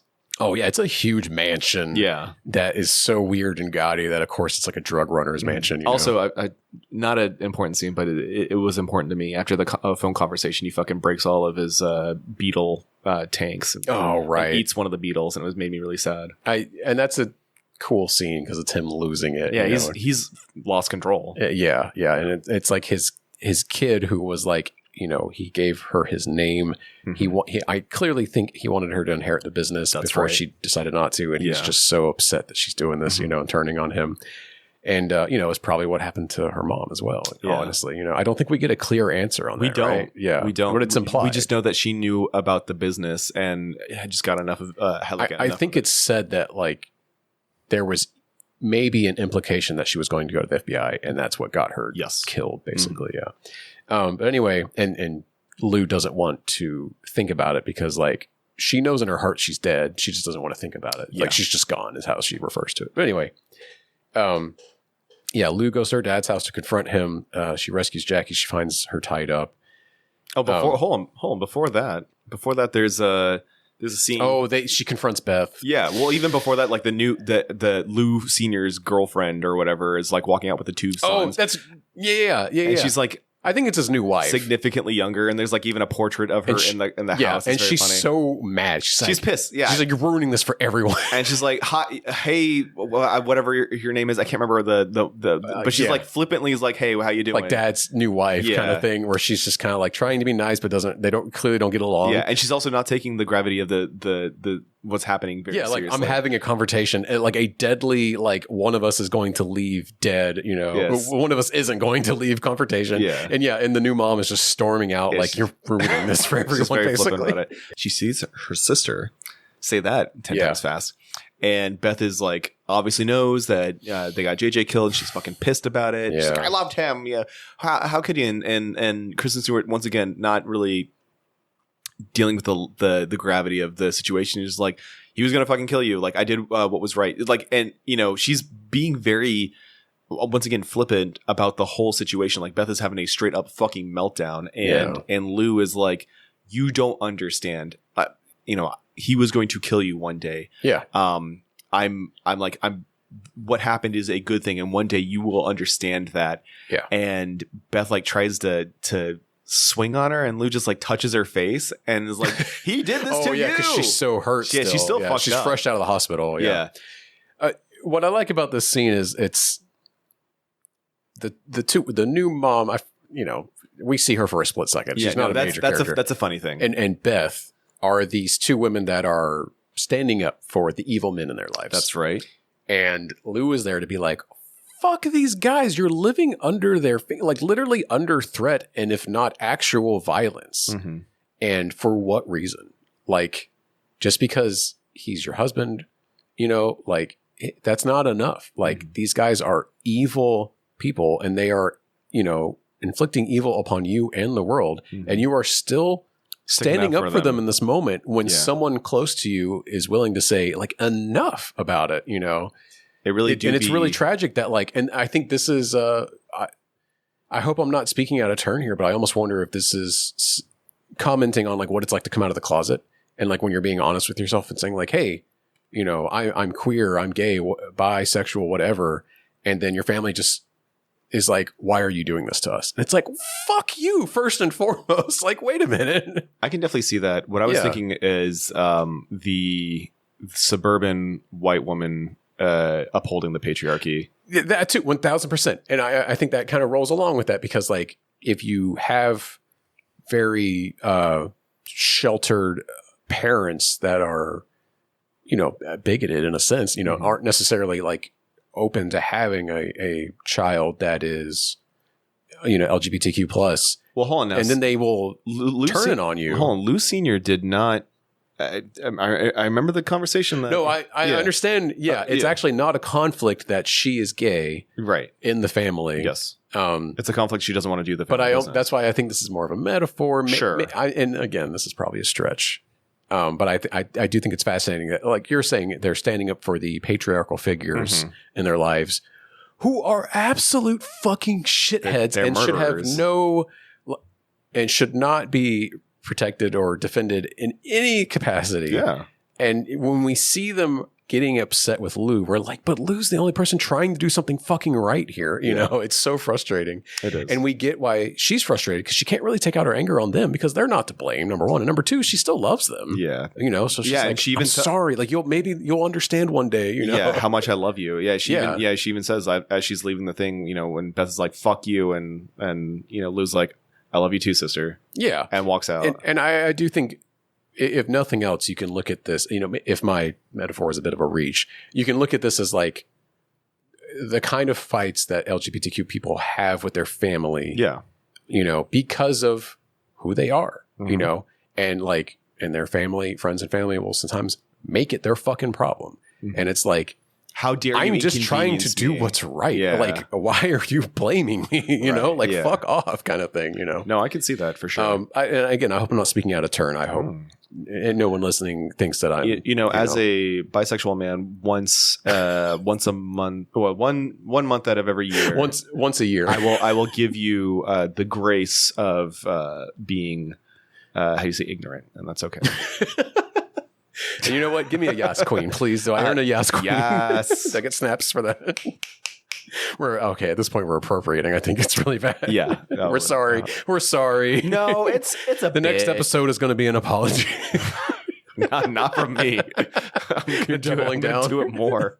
Fuck you. I'm big balls number 2. That's right. I'm going to make the face. Anyways, so yeah, that whole thing happens. It's a really good scene. I like it a lot because Beth actually has like agency over herself and what's going on. Right. She's true. Yeah. Actually able to like show the reason why Lou went out of her way to like confront JJ, why something had to be said, because in the end, Beth would have died if no one had intervened, and it's good to finally like to see how her mind works and how like fucked up and under JJ's thumb she was, and now like she's free and she can't appreciate it.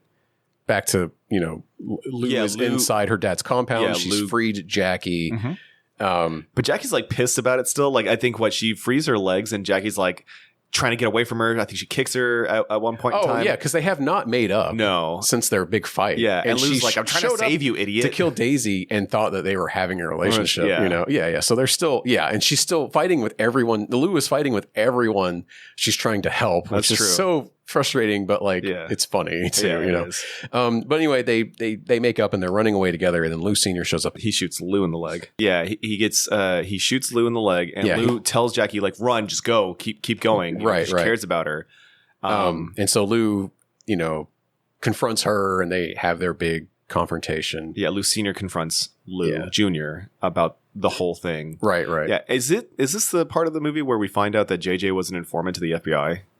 When did we find out about that? He's an informant to the FBI. Whoa. Yeah. Did I miss that? That's not in here either. Yeah. Maybe it's he was ratting out. He was ratting out Lou Senior. I think maybe the FBI agents got him to turn. Maybe. Yeah, something along those lines. Holy fuck! I mentioned that. Yeah, there's that one point where somebody says he was our best informant, and he was giving them tips and whatnot. Damn. So maybe that's might have actually been the motivator to why Lou was also going to sell out her dad to protect herself. But it doesn't matter. Yeah. But he's being really mean. He's like fucking putting his finger in her bullet wound and, telling her how much she fucked up the whole thing. And Jackie is like right down the hill hearing all of this, hearing the screams and whatnot. Yeah. And she's debating like what to do. What to do exactly. Because this is where to run. She finds her steroid kit, right? No, she doesn't find the steroid kit. She just becomes the giantess. Like she finds her inner strength. Does she? She doesn't shoot steroids right then and there. No, you're right. I misread it. No, you're good. So Jackie's like listening to all of this, like you just said, and like finally builds up the courage to like the roid rage kicks in, but for good this time, right? And she. How big does she get? Bro, she's like 20 foot tall. This is what sent me. I was like, because she's 20 foot tall and she's also in her competition outfit, which is full just a superhero. Like she's going Hulk mode. Yeah, she's becoming She-Hulk. Yeah, essentially, but not green. And she fucking pins down Lou Senior. She like picks him up like a little baby doll. Yep. And he's like, "What the fuck?" Which I would have been the same. I'm like, what the fuck is going on? And then she like holds him down just with her little finger. Well, her fingers are not little, the size of a person, but she's holding him down. And Lou gets up and is like, "Fuck you, Dad, eat shit and die," and blows his No. She goes to kill him, but then she hears the police sirens in the background because she's called the police. So she puts the gun in his mouth and is like, "This is too good for you." Yeah, that's right. So she's like, "You know what? I'm going to let him get arrested." That's right. And go through all of that shit. You know what? And And so they run away together and have that beautiful, not a montage, beautiful, like fantastical scene of them running, both running in giants, the desert as giants. Yes, through the desert. It's really cool. They're like running through the clouds. And I understand that it's supposed to be like a metaphor for like elation. You know, they're free finally. This is a moment of triumph. It's. But Jared, this was fucking. That was the weirdest thing to me. I'm so sorry. Like I'm not into giant women. So like I'm sorry, Rose. It's not my thing. It wasn't your particular fetish. No, it's not my particular fetish. The puking up Kristen Stewart, that almost got me. I'm just kidding, but because that was also fantastical. But like, I understand the scene, but it like really just like what the fuck is going on? I understand it, but I'm also like, what is this? But anyways, they're getting away. And then they are driving off in a Lou's car. Because that's what they were doing the whole time, I guess. Really, yeah, they were driving in the truck, and they ran off to their truck and then drove away. Yeah. And then it's morning now, and Jackie's asleep in the passenger seat, and they've had Daisy's body in the back the whole fucking time. Yes, and we hear banging. And Lou slowly realizes it's fucking Daisy and she's still alive. Yeah, Daisy's still alive. And so Lou pulls the truck over, gets out, drags Daisy out in the field. The credits are rolling, by the way. Yeah, and so the camera is focused on Jackie sleeping in the passenger seat. And in the foreground, the background, excuse me. The foreground is Jackie sleeping. The background is Kristen Stewart pulling Daisy's body out into the field and strangling her to death. And then taking a fucking hole to bury her. Yep, and then gets back in the truck as Jackie wakes up, and that's it. They drive off happily ever after. Yeah. Yay! Poor Daisy. She didn't deserve any of that shit. I feel bad for her. She had a rough life, man. Oh boy. I understand she was annoying, but does that mean that she had to die? Yeah, it's rough stuff, It is rough stuff. But I feel bad for her. You know what? She had to protect Jackie. I think that's tragic. I think that they missed. It's a different kind of tragedy. I know, but yeah. Okay, that's the whole movie. I just got a couple of pieces of trivia that I liked about this movie. Yeah. So Katy O'Brian is a very fascinating person. Is she? Explain. She was a police officer for 7 years at the Carmel Police Department in Carmel, Indiana. And I know ACAB does include... It does include Katy O'Brian, but she's not a cop anymore. We still love you. That's true. So ACAB once included. Yes. Katy O'Brian. She's no longer a class traitor. But you might find this interesting still. Mm-hmm. When she was there, she worked for the department's crisis intervention team, which specialized in helping individuals with various conditions such as psychosis, depression, Alzheimer's, and autism. So she was one of those cops that like a lot of, Black Lives Matter and anti-police groups advocate for, where it's like, hey, let's have people show up without guns that don't want to just escalate the situation. That have been trained to deal with these crises. Right. Yes. Exactly. So like, obviously that's a very fraught topic. Yeah. I don't really have any good input on that because I'm not educated on this, but sounds good to me. Yeah. Definitely an improvement on just sending regular ass cops to very fraught situations. So Katy later obtained her personal trainer certification and began competing in bodybuilding figure competitions. Oh, she actually did this. Okay. Mm-hmm. How did she have to audition 6 times? Right? That doesn't make any fucking sense. That's why to me, it's like, oh, there was a bigger name in that competition. They were trying to go for, and the studio was like, get the bigger name. And Rose Glass was like, I don't know. I think this lady's more suited for it. Yeah. But anyway, she competed twice in figure, but stopped because it was expensive and because she did not want to start taking steroids like other competitors. Oh, wow. Isn't that fascinating? That is fascinating. So no wonder she saw this role and probably got a taste of the script and was like, I have to fucking do this. Yeah. She's had roles in The Walking Dead, Z Nation, which was like the Asylum's version of Walking Dead on Sci-Fi. Yeah. Westworld, The Mandalorian, as you invoke. Who is she in Westworld? I don't know. But again, probably small parts. Yeah. Agents of S.H.I.E.L.D. Okay. Yeah. And Ant-Man and the Wasp in Quantumania. Different characters, by the way, in both of those Marvel properties. She's not the same person. Well, yeah, but Agents of S.H.I.E.L.D. is looked upon as like not entirely canon. Not exactly. It's like extended MCU canon that they don't always consider, right? This is true. In Quantumania, she's like the leader of like one of the resistance groups. Oh, she is. That's right. Mm-hmm. How did I not catch that? I know. Well, I didn't know who she was back then. She was on The Mandalorian by this point in time. Yeah. Oh, yeah. No, all of these roles were prior to this movie. Yeah. And so, yeah, her IMDb is prolific. So if you don't actually know her, look this up because you may have seen her and just didn't clock her. Well, her hair is normally short. That's true. Because her hair... it's very short in Mando, I saw. I'm recognizing her from Ant-Man now. Her hair is short in that as well. Yes. Yeah, she typically has short hair. Yeah. And I wonder if that's because it's part of like her butch look or something. Maybe, I don't know. Yeah. Because she's so fucking buff, dude. She's very buff. God. She learned about the role in Love Lies Bleeding through a social media post when a fan sent her the post with a casting call for a queer bodybuilder. Mm-hmm. And I've seen a screenshot of this post, and she was like, absolutely. Yeah. I don't have anything else. The one big thing that I remember of this film that intrigued me was the quote from either the director or Kristen Stewart. Man, I want you to see Friendship so fucking bad, dude. Yeah, we'll do that for the pod, but next month. That movie, dude, my face fucking hurt. I was laughing so hard. It was so fucking funny, nice. Dude. I needed that. Because it had been a long fucking fraught ass week. I had a lot of downs, not a lot of ups and shit, and I was just making it to that day. And god damn it, that movie was at least as funny as I was hoping it would be. Nice. It was I'm glad to hear that. Yeah. Good. Comedies need to come back, and everyone loves Tim Robinson, so it's great. Yeah. I also started Do the Right Thing last night because it's on HBO Max as well. Wow. Yeah. And I made it halfway through, and then I was like, I need to stop. Yeah. Because I have to wake up at 7 a.m. to take my kid to fucking daycare, and I am dog shit tired. Yeah. But yeah, it's interesting. Bad movie to watch in a heat wave too. You ain't kidding, dude. Yeah, holy that shit, movie really makes you feel the heat. The fire hydrant scene. Yeah. I was like, fuck, I would kill to be in that right this moment. Can I tell you a really cool trivia fact? We'll probably cover that movie at some point. You said you wanted to. Yeah, you mentioned it, and I was like, oh, hey, this is the movie that Jared wanted us to watch. It's 2 hours long. It's 2 fucking hours long, which is crazy. It's got a lot to. And it's from the 80s, right? Yeah. Well, 89. Yeah. So it's like right on the cusp, I think. Sure. But okay, so what's Gus Fring? What's his name? His Giancarlo Esposito. I don't remember what his character's name is. I forget his character's name. Do the right thing, but no, you have. He's one of the main characters. He's got the glasses. He's got gold glasses. That's Giancarlo? Yeah. You're kidding me. No, I'm dead serious. Oh my god. I know. Him and Spike Lee go way back. Yeah. Holy shit, dude. Yep. That's fucking great. Dude, you blew my fucking mind. I know, right? Anyway, his character has that confrontation with the white guy with the ponytail. Yeah. Okay. So the shoe scuff, right? Yes, that's Did you notice what happens in that scene? When? He couldn't have caused the shoe scuff. It's on the wrong side of the shoe.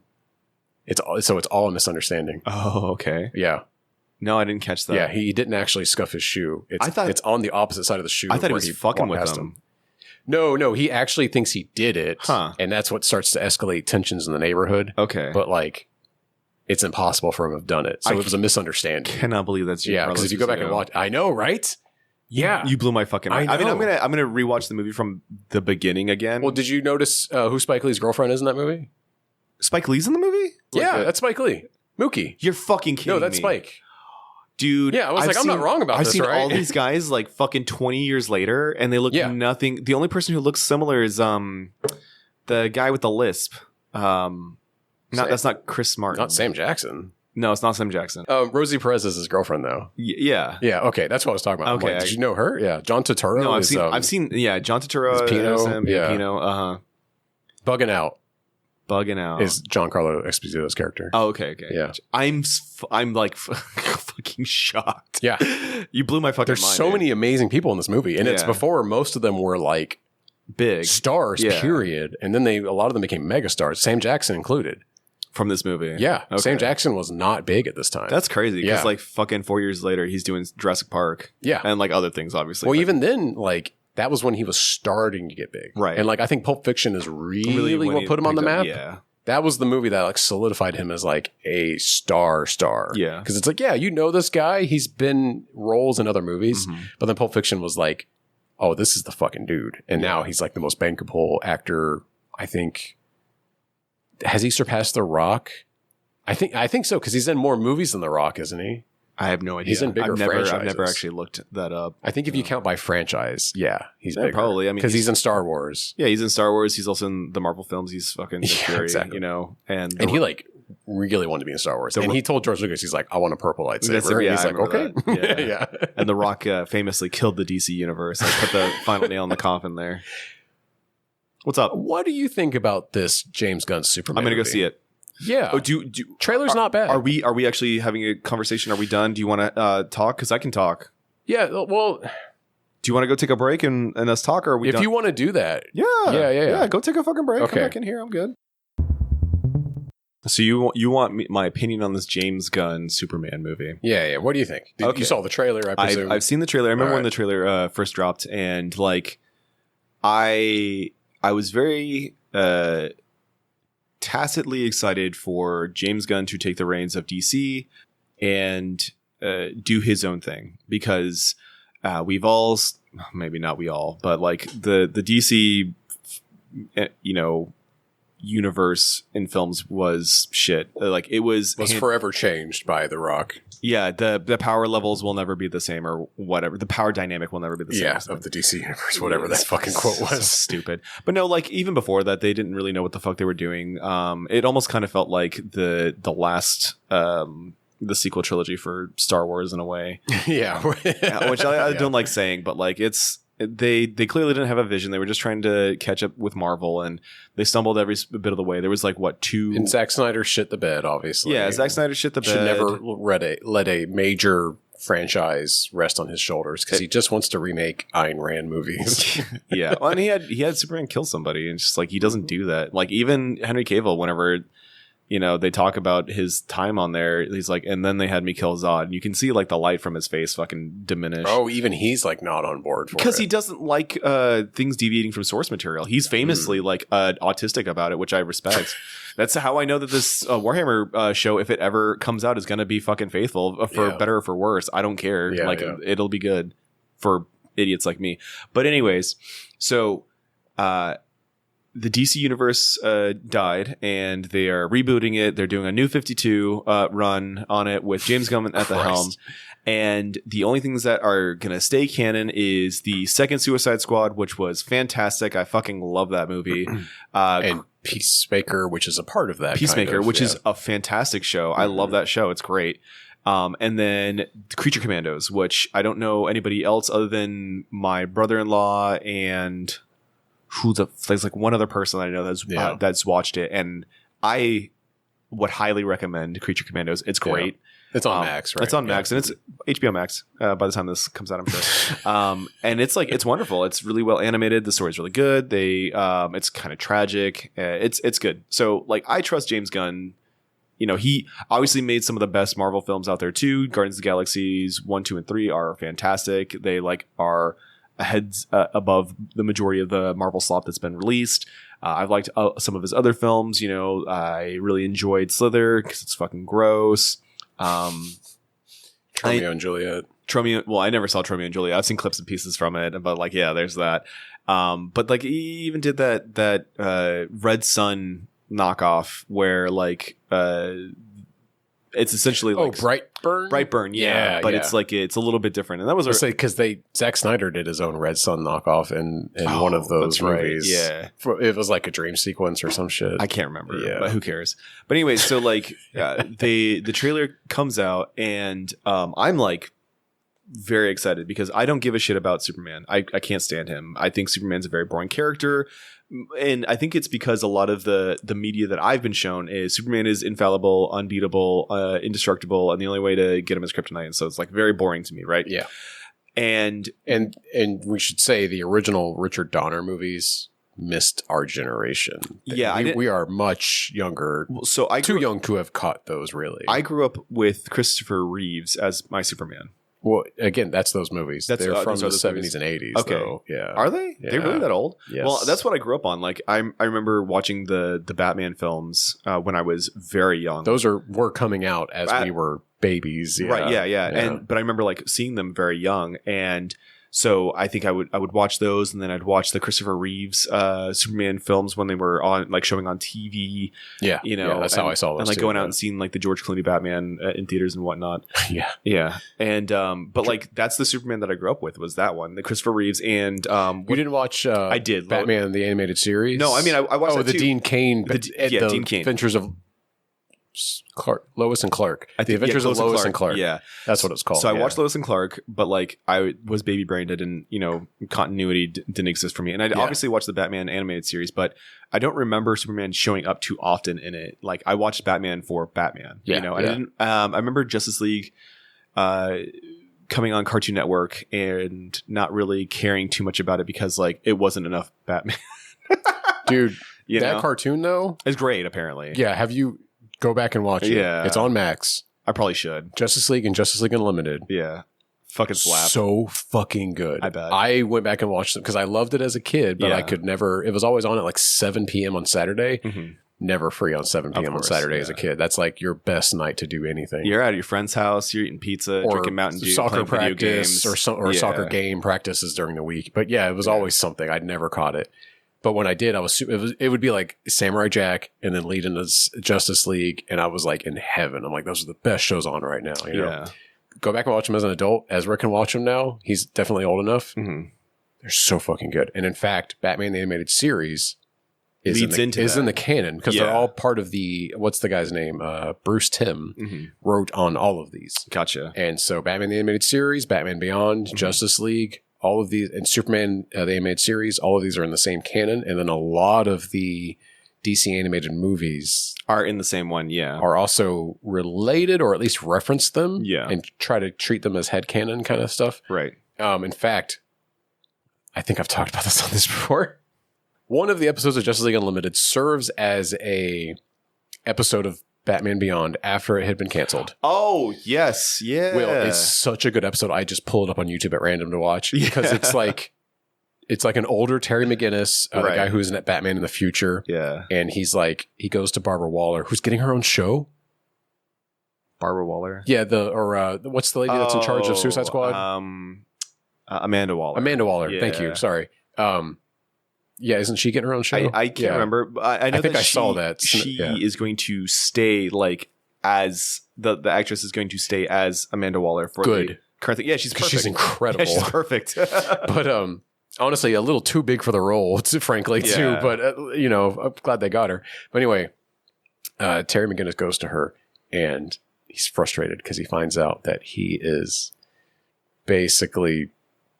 I'm going to spoil this episode for everyone listening. Clone. Yeah, Bruce Wayne That's right. cloned. He thinks Bruce did it, and then he finds out Amanda did it. Yeah. Because she's like, the world needs a Batman. That's right. And so he realizes like, oh, I can't be mad at Bruce about this. Mm-hmm. When Bruce found out, he was like, he wasn't involved. Mm-hmm. He didn't want it to happen. Mm-hmm. It's kind of like what happens in Metal Gear. Right. He wasn't a part of it, but the government did it to him, and he's like, well, fuck. I guess I have to raise him to be Batman now, so and kind of accepted it, but hid it from him because he didn't want him to know. And let it ruin his life and be part of his fate kind of thing. You know, it's such an intriguing episode. I remember you telling me about this. It also like really shows a human side of Batman because she gives a perfect example to Terry to be like, this is why the world needs Batman and not all the other superheroes. Mm-hmm. And it's about like this psychic girl that is dying, but she's inflicting like some major damage on New York City. And instead of going and beating her up or whatever, Batman just sits down on a swing with her and just talks with her as she dies from a brain tumor. And it's, oh God, it ends with him walking out of the park holding her body. It's so fucking good, man. And then Amanda is like, and it was in that moment I knew the world needs Batman. Yeah. I think I've seen maybe a clip from that. Yeah, I probably seen the YouTube video and I was like, you have to fucking watch this, man. It's so anyways, good. All that to say that I have never cared for Superman. But when the trailer came out, all of the Snyder heads were like, oh, he's weak, he's defeated, they've got fucking Crypto, he's a cuck. What? They've got other characters in this too. It's fucking woke. It's not even a Superman movie. What are some more Andrew Tate-isms? He's a brokey. He's a brokey. I bet he doesn't even drink. He's a beta. He's sparkling water. He doesn't have a Bugatti.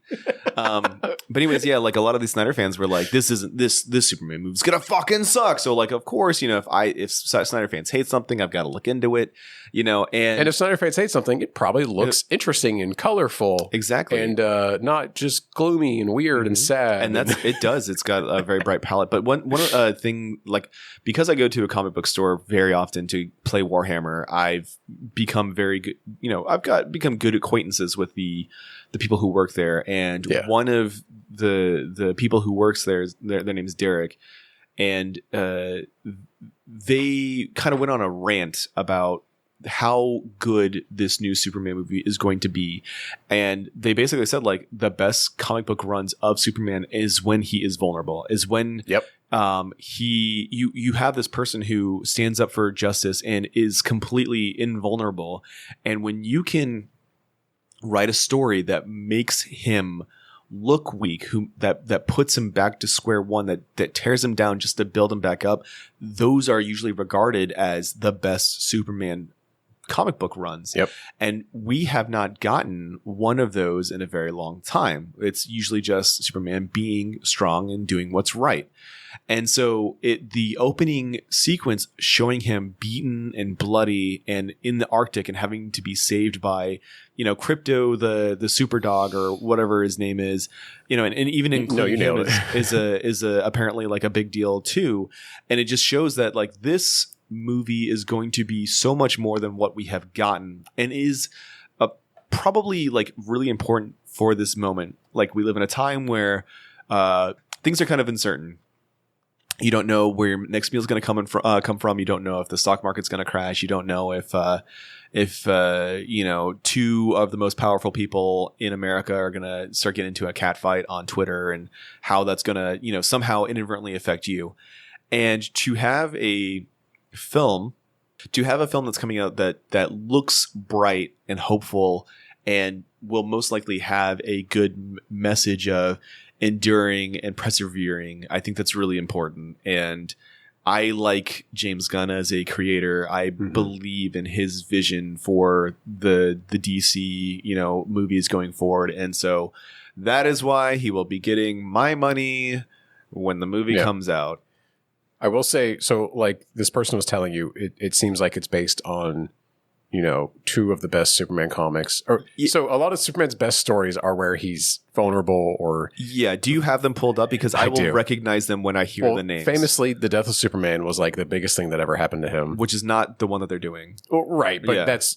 Zack Snyder already did that. He tried it. Well, in a way. Yeah. But yeah, like that's where Superman died and was reincarnated as like multiple different things, and DC was throwing everything on the wall, and then he came back and he had like a mullet and a black suit, and it was dumb. But tight. The other one, like one of the best Superman comics ever, is All-Star Superman. That's it. That's the one. Yep. Yeah. That Grant Morrison, like one of the kings of comic books, wrote, and it is basically Lex Luthor gives Superman sun cancer, and he's got a year left to live, and he's like, fuck. So he makes a bucket list of like 12 things that he wants to do for the world before he dies. It's like 12 feats. Like I think he calls it the 12 labors of Superman. Okay. And it's like 12 things that he wants to do to make peace with the world and to make the world a better place before he goes. Yeah. It's an incredible story. It's really great. And it was written in like the 2000s, I think. So it was fairly recently, like as far as Superman goes. Gotcha. Oh yeah, 2005. Okay. And it came out like when I was into comic books. Yeah. So I remember picking up the I got the trade after the fact though. Yeah. And that's apparently it is the inspiration for the movie. One of the inspirations. One of the inspirations. You're correct. Because they've got not Hal Jordan. Who's everybody's in this? That's where I was going too. Okay. What I'm worried about is there are way too many characters in this movie. But so too many characters. No. So from what I understand, the inclusion of Mr. Terrific is that Hal Jordan as the Green Lantern? That's not his name, is it? Sure. Okay. No, it's not John Stewart. No, it's not John Stewart. It must be Hal Jordan. It's the flippant Green Lantern, the one who like probably shouldn't have the ring. Like he's that's not. It's not Hal Jordan either. No, that's Hal. There's another one. He's the one with the bowl cut. That's why they've got Nathan Fillion with the fucking bowl cut, and then they've got Hawk Girl. And so these three are supposed to be in a way. Guy Gardner. Sorry. Yep. Guy Gardner. I don't know lanterns that well, but I don't either. I've just seen the name thrown around. Yeah, but these three are supposed to be like the new kids on the block, and so the way that they handle justice is very violent, and brutal, and not the American way, And so, but they become popular. This is the contrast between this new team and Superman. So this is one of the ways of deconstructing him. He's not old news, but the way that he handles stuff, it maybe might not jive with some of the public opinion, and so their star is in ascendancy while his is descending, and then on top of that, he's got to deal with these these villains and whatnot. And I know that there's a part of the film where he's obviously at his lowest point. Yeah. And then he finds his inner strength to come back and do what's right and save the day. And I'm sure that's probably the plot of the film, so like I really won't be surprised, but I am looking forward to seeing this movie. And like on top of that, like July's going to be fucking crazy because Fantastic Four looks fantastic. Like I really think they're going to get them right this time. I mean, you can be skeptical. I think here's what I don't like. What's up? I'm done with Marvel movies. I understand. Thunderbolts was really good. Hey, hold on. Pin him in it, dude. Thunderbolts was actually fantastic. Okay. It is a damn shame that movie is losing money. It did worse than Captain America. What's it called? The New Avengers. That's right. Call it by its correct name. So fucking stupid. I know. We're dead naming here. In Pride Month too. Fuck. Canceled. Did they not learn anything from Edge of Tomorrow? Dude, I don't know.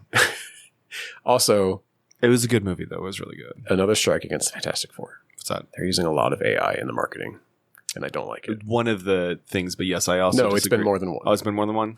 I very much heavily disagree with AI use. I actually went on a screed with it with my wife earlier today. I do not like AI, and that is a bit of a bummer. There was an article in Wired. It was either Wired or The Verge. I always get them mixed up, too, because they have very similar, like, branded colors. But anyway, there was an article in a publication recently about how AI is already here. You just don't realize it. And it's in so many movies and TV shows and everything. And you just don't really know yet because it's subtle. Subtle, yeah. And it's going to become more and more predominant.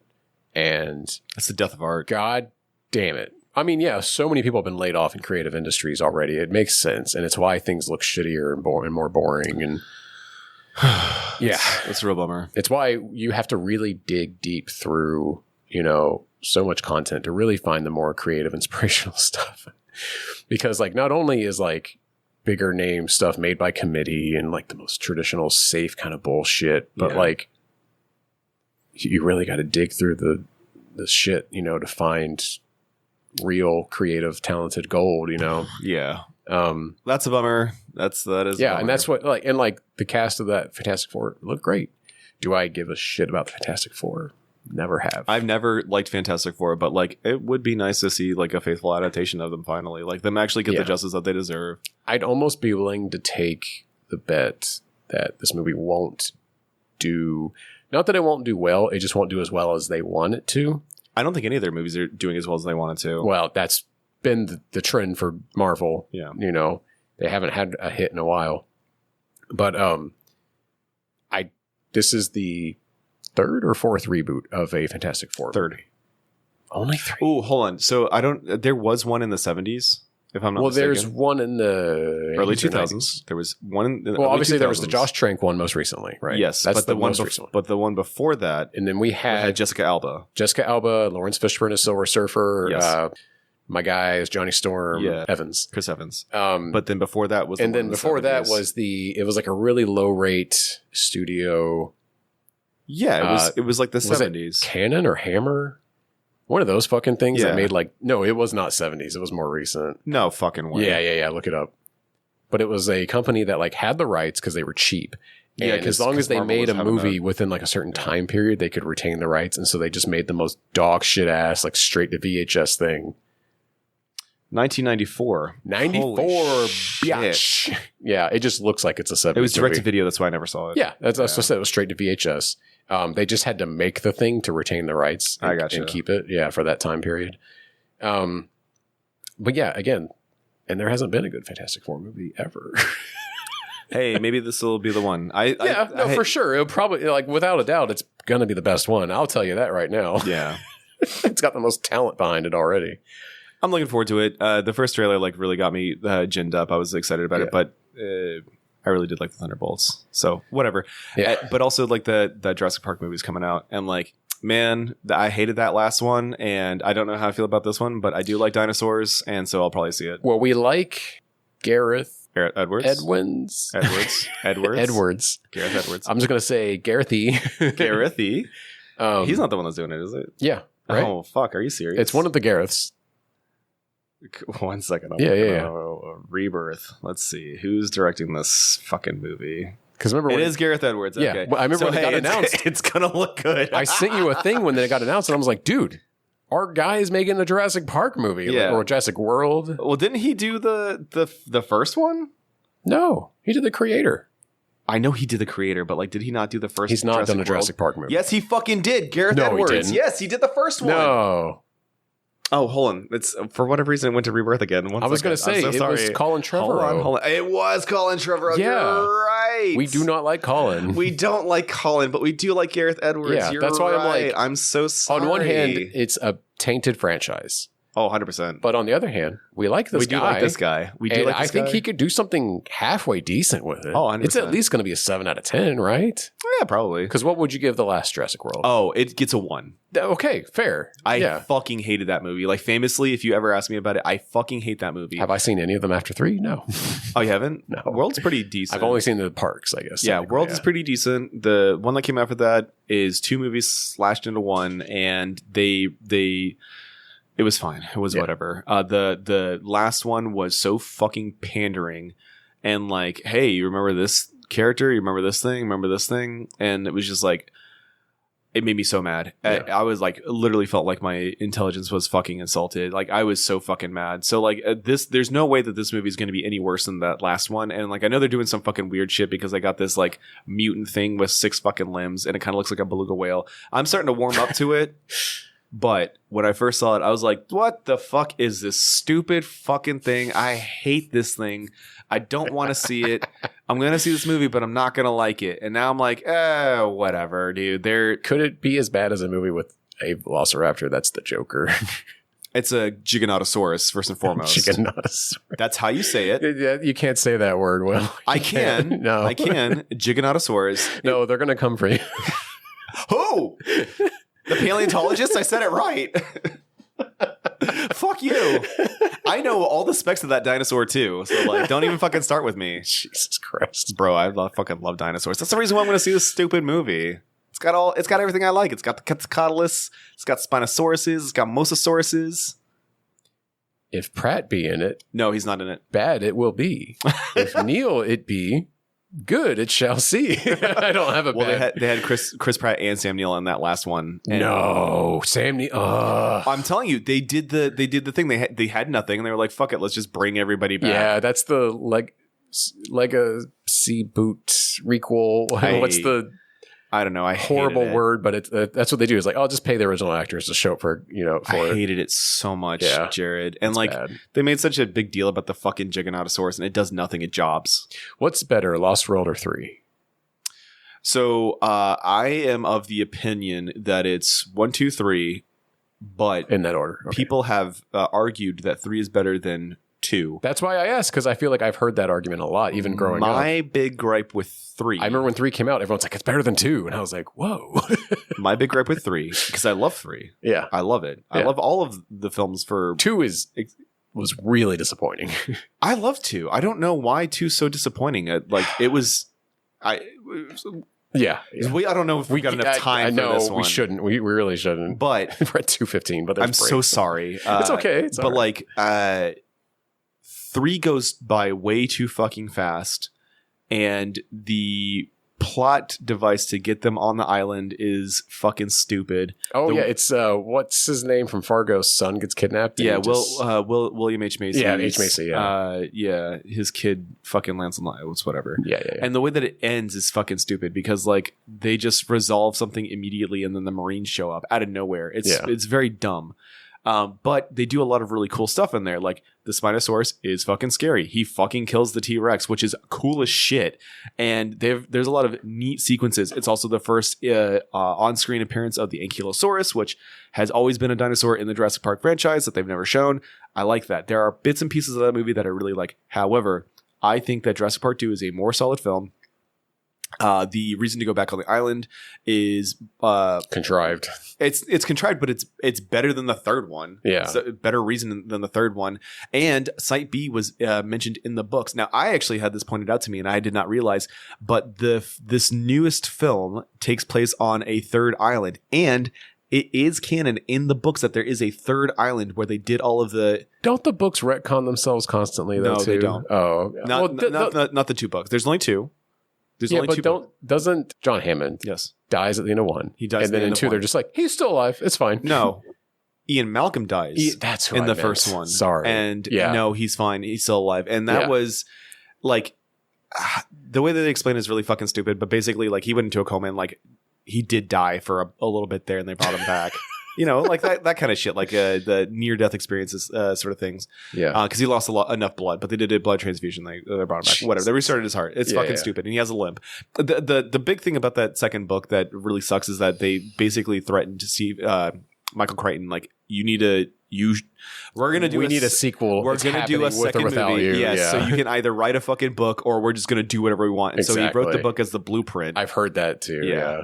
And Michael Crichton's not a good fucking writer, so it is what it is. Okay, rapid fire. We don't have to. Obviously, we need to wrap this up. But I had 2 more Lego sequel come up. What's up? Number 1. Yeah. John. The universe of John Wick, ballerina, whatever the fuck this thing is that they delayed for a year to add an extra fight scene. What the fuck? I'm not seeing it. Stop it. I'm not seeing it. Okay. I like Anna Darmus. I was all in on John Wick. Yeah. And I started to waver on the sequels. Mm-hmm. And 2 I felt was weird.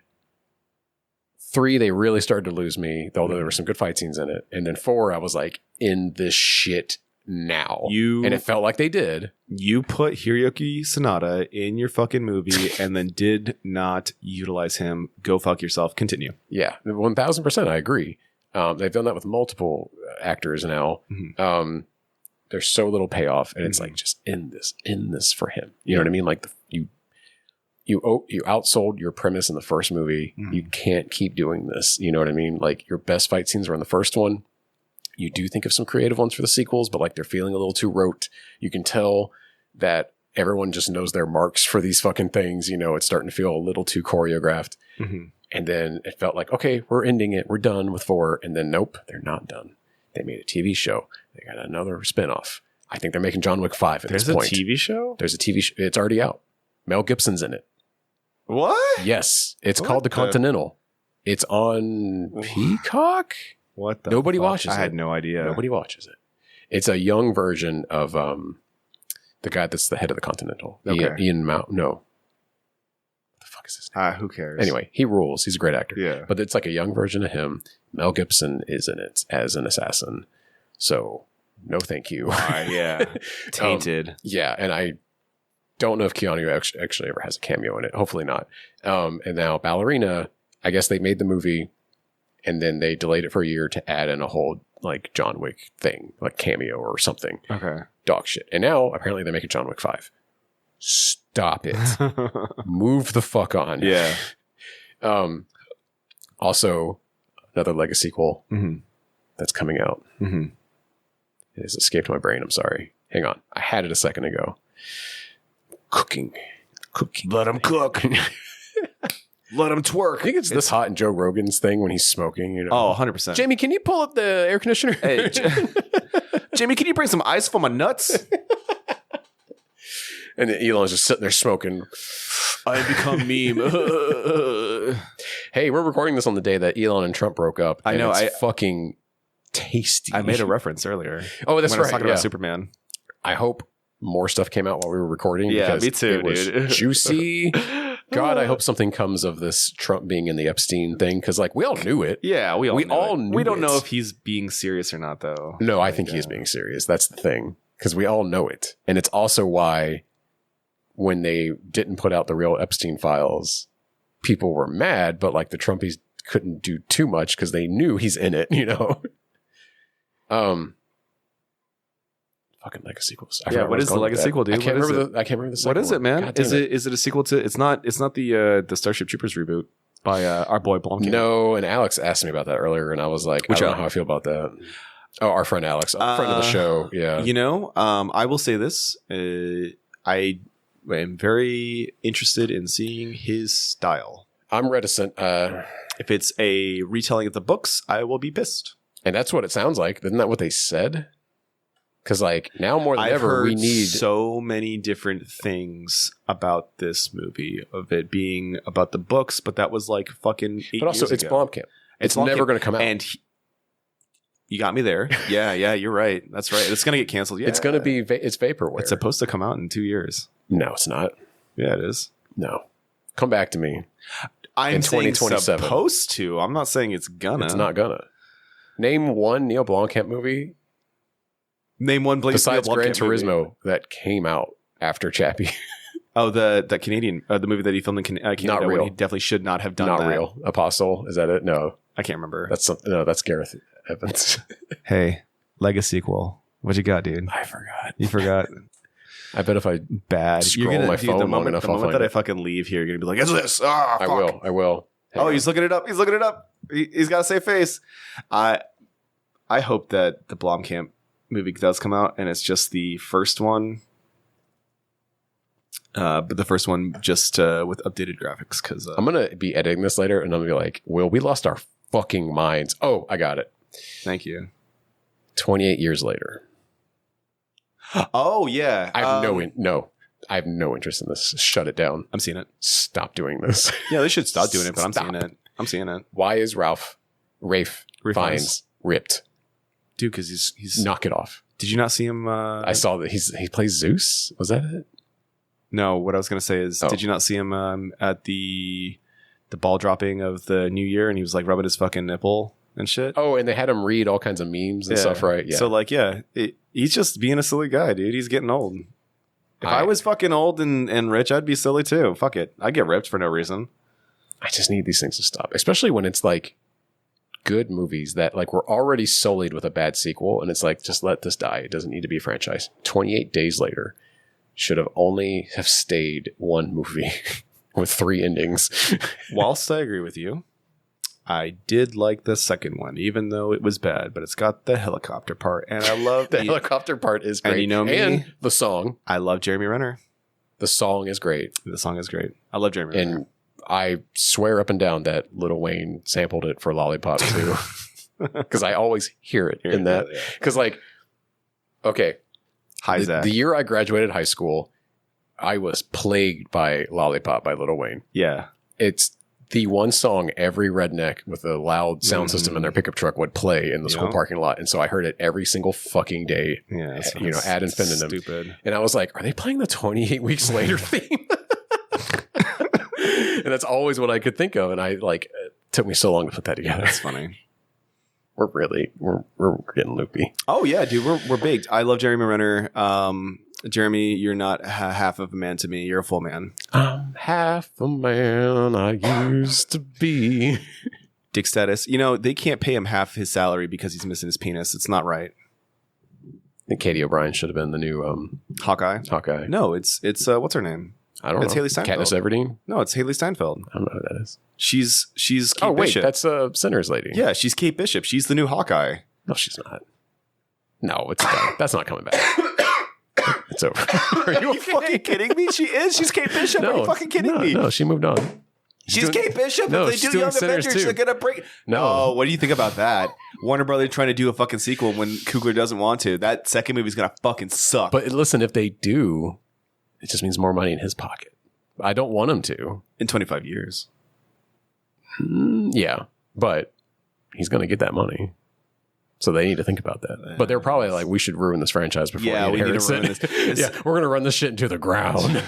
They probably will do that. I wouldn't put that past them. I used to. Warner Brothers has so many good franchises, and they've become such a dog shit company, man. It's so sad. Thank you, David Zaslav. Thanks, Sazov. Hey. Fuck you. Hey. Thanks, Sazov. Fuck you. Hey, happy Pride Month, everybody. Hey. Right. Well, folks, I think that's our show. You can send us questions, comments, or anything else at debaserpod@gmail.com. Shout out to John from Canada. You still rule, dude. Thank you for listening to Debaser. If you enjoyed this episode, please subscribe to us on your podcast app and follow us on social media by searching for @DebaserPod. To be clear, we're on Blue Sky and YouTube, and we're kind of on Facebook. I cross-post to Facebook. I'm not. No, neither am I. yeah, but we cross-post to Facebook. Yeah. So if that's how you need to find us, we're there. But we're mostly on Instagram and Blue Sky. my wonderful co-host is Will. Will, where can people find you? And do you have anything to plug? Dog, you can find me in the club where we all fam. And I would like to plug Pride Month. It's no longer Pride Month, though. It is Wrath Month. Get out there and show your wrath.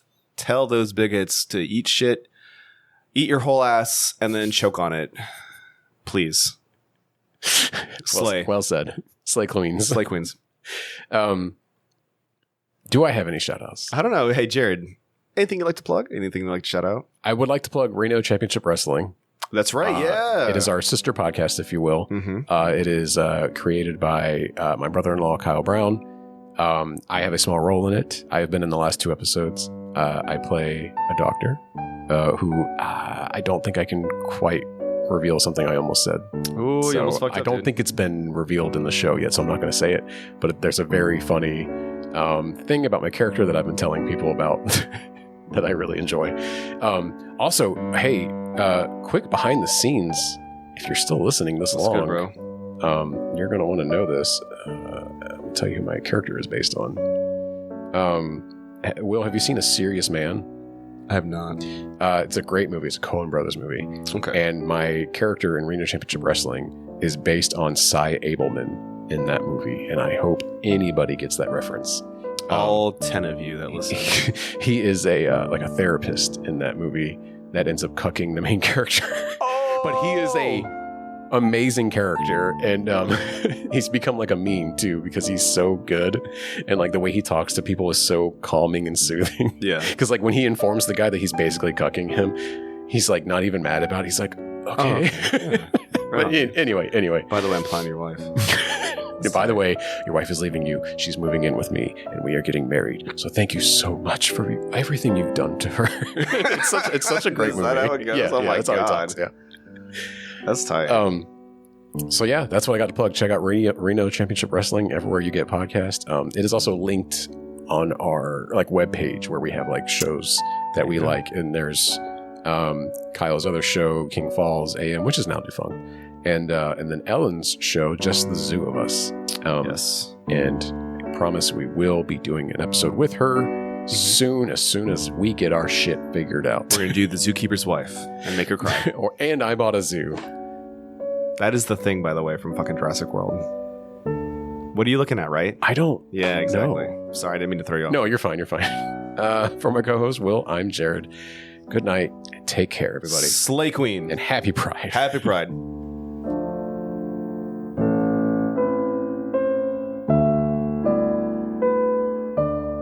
Debaser, a film podcast, is hosted and produced by Will Taylor and Jared Rusk. The show is mixed and edited by Jared Rusk. The theme song is also by Jared Rusk. The cover art is by Dog Bites Back on Instagram. Special thanks to Haley and Courtney for their love and understanding. Check out debaserpod.com for links to all of our episodes and to find us on social media like Blue Sky, Instagram, and YouTube. Thank you for listening, and take care of each other.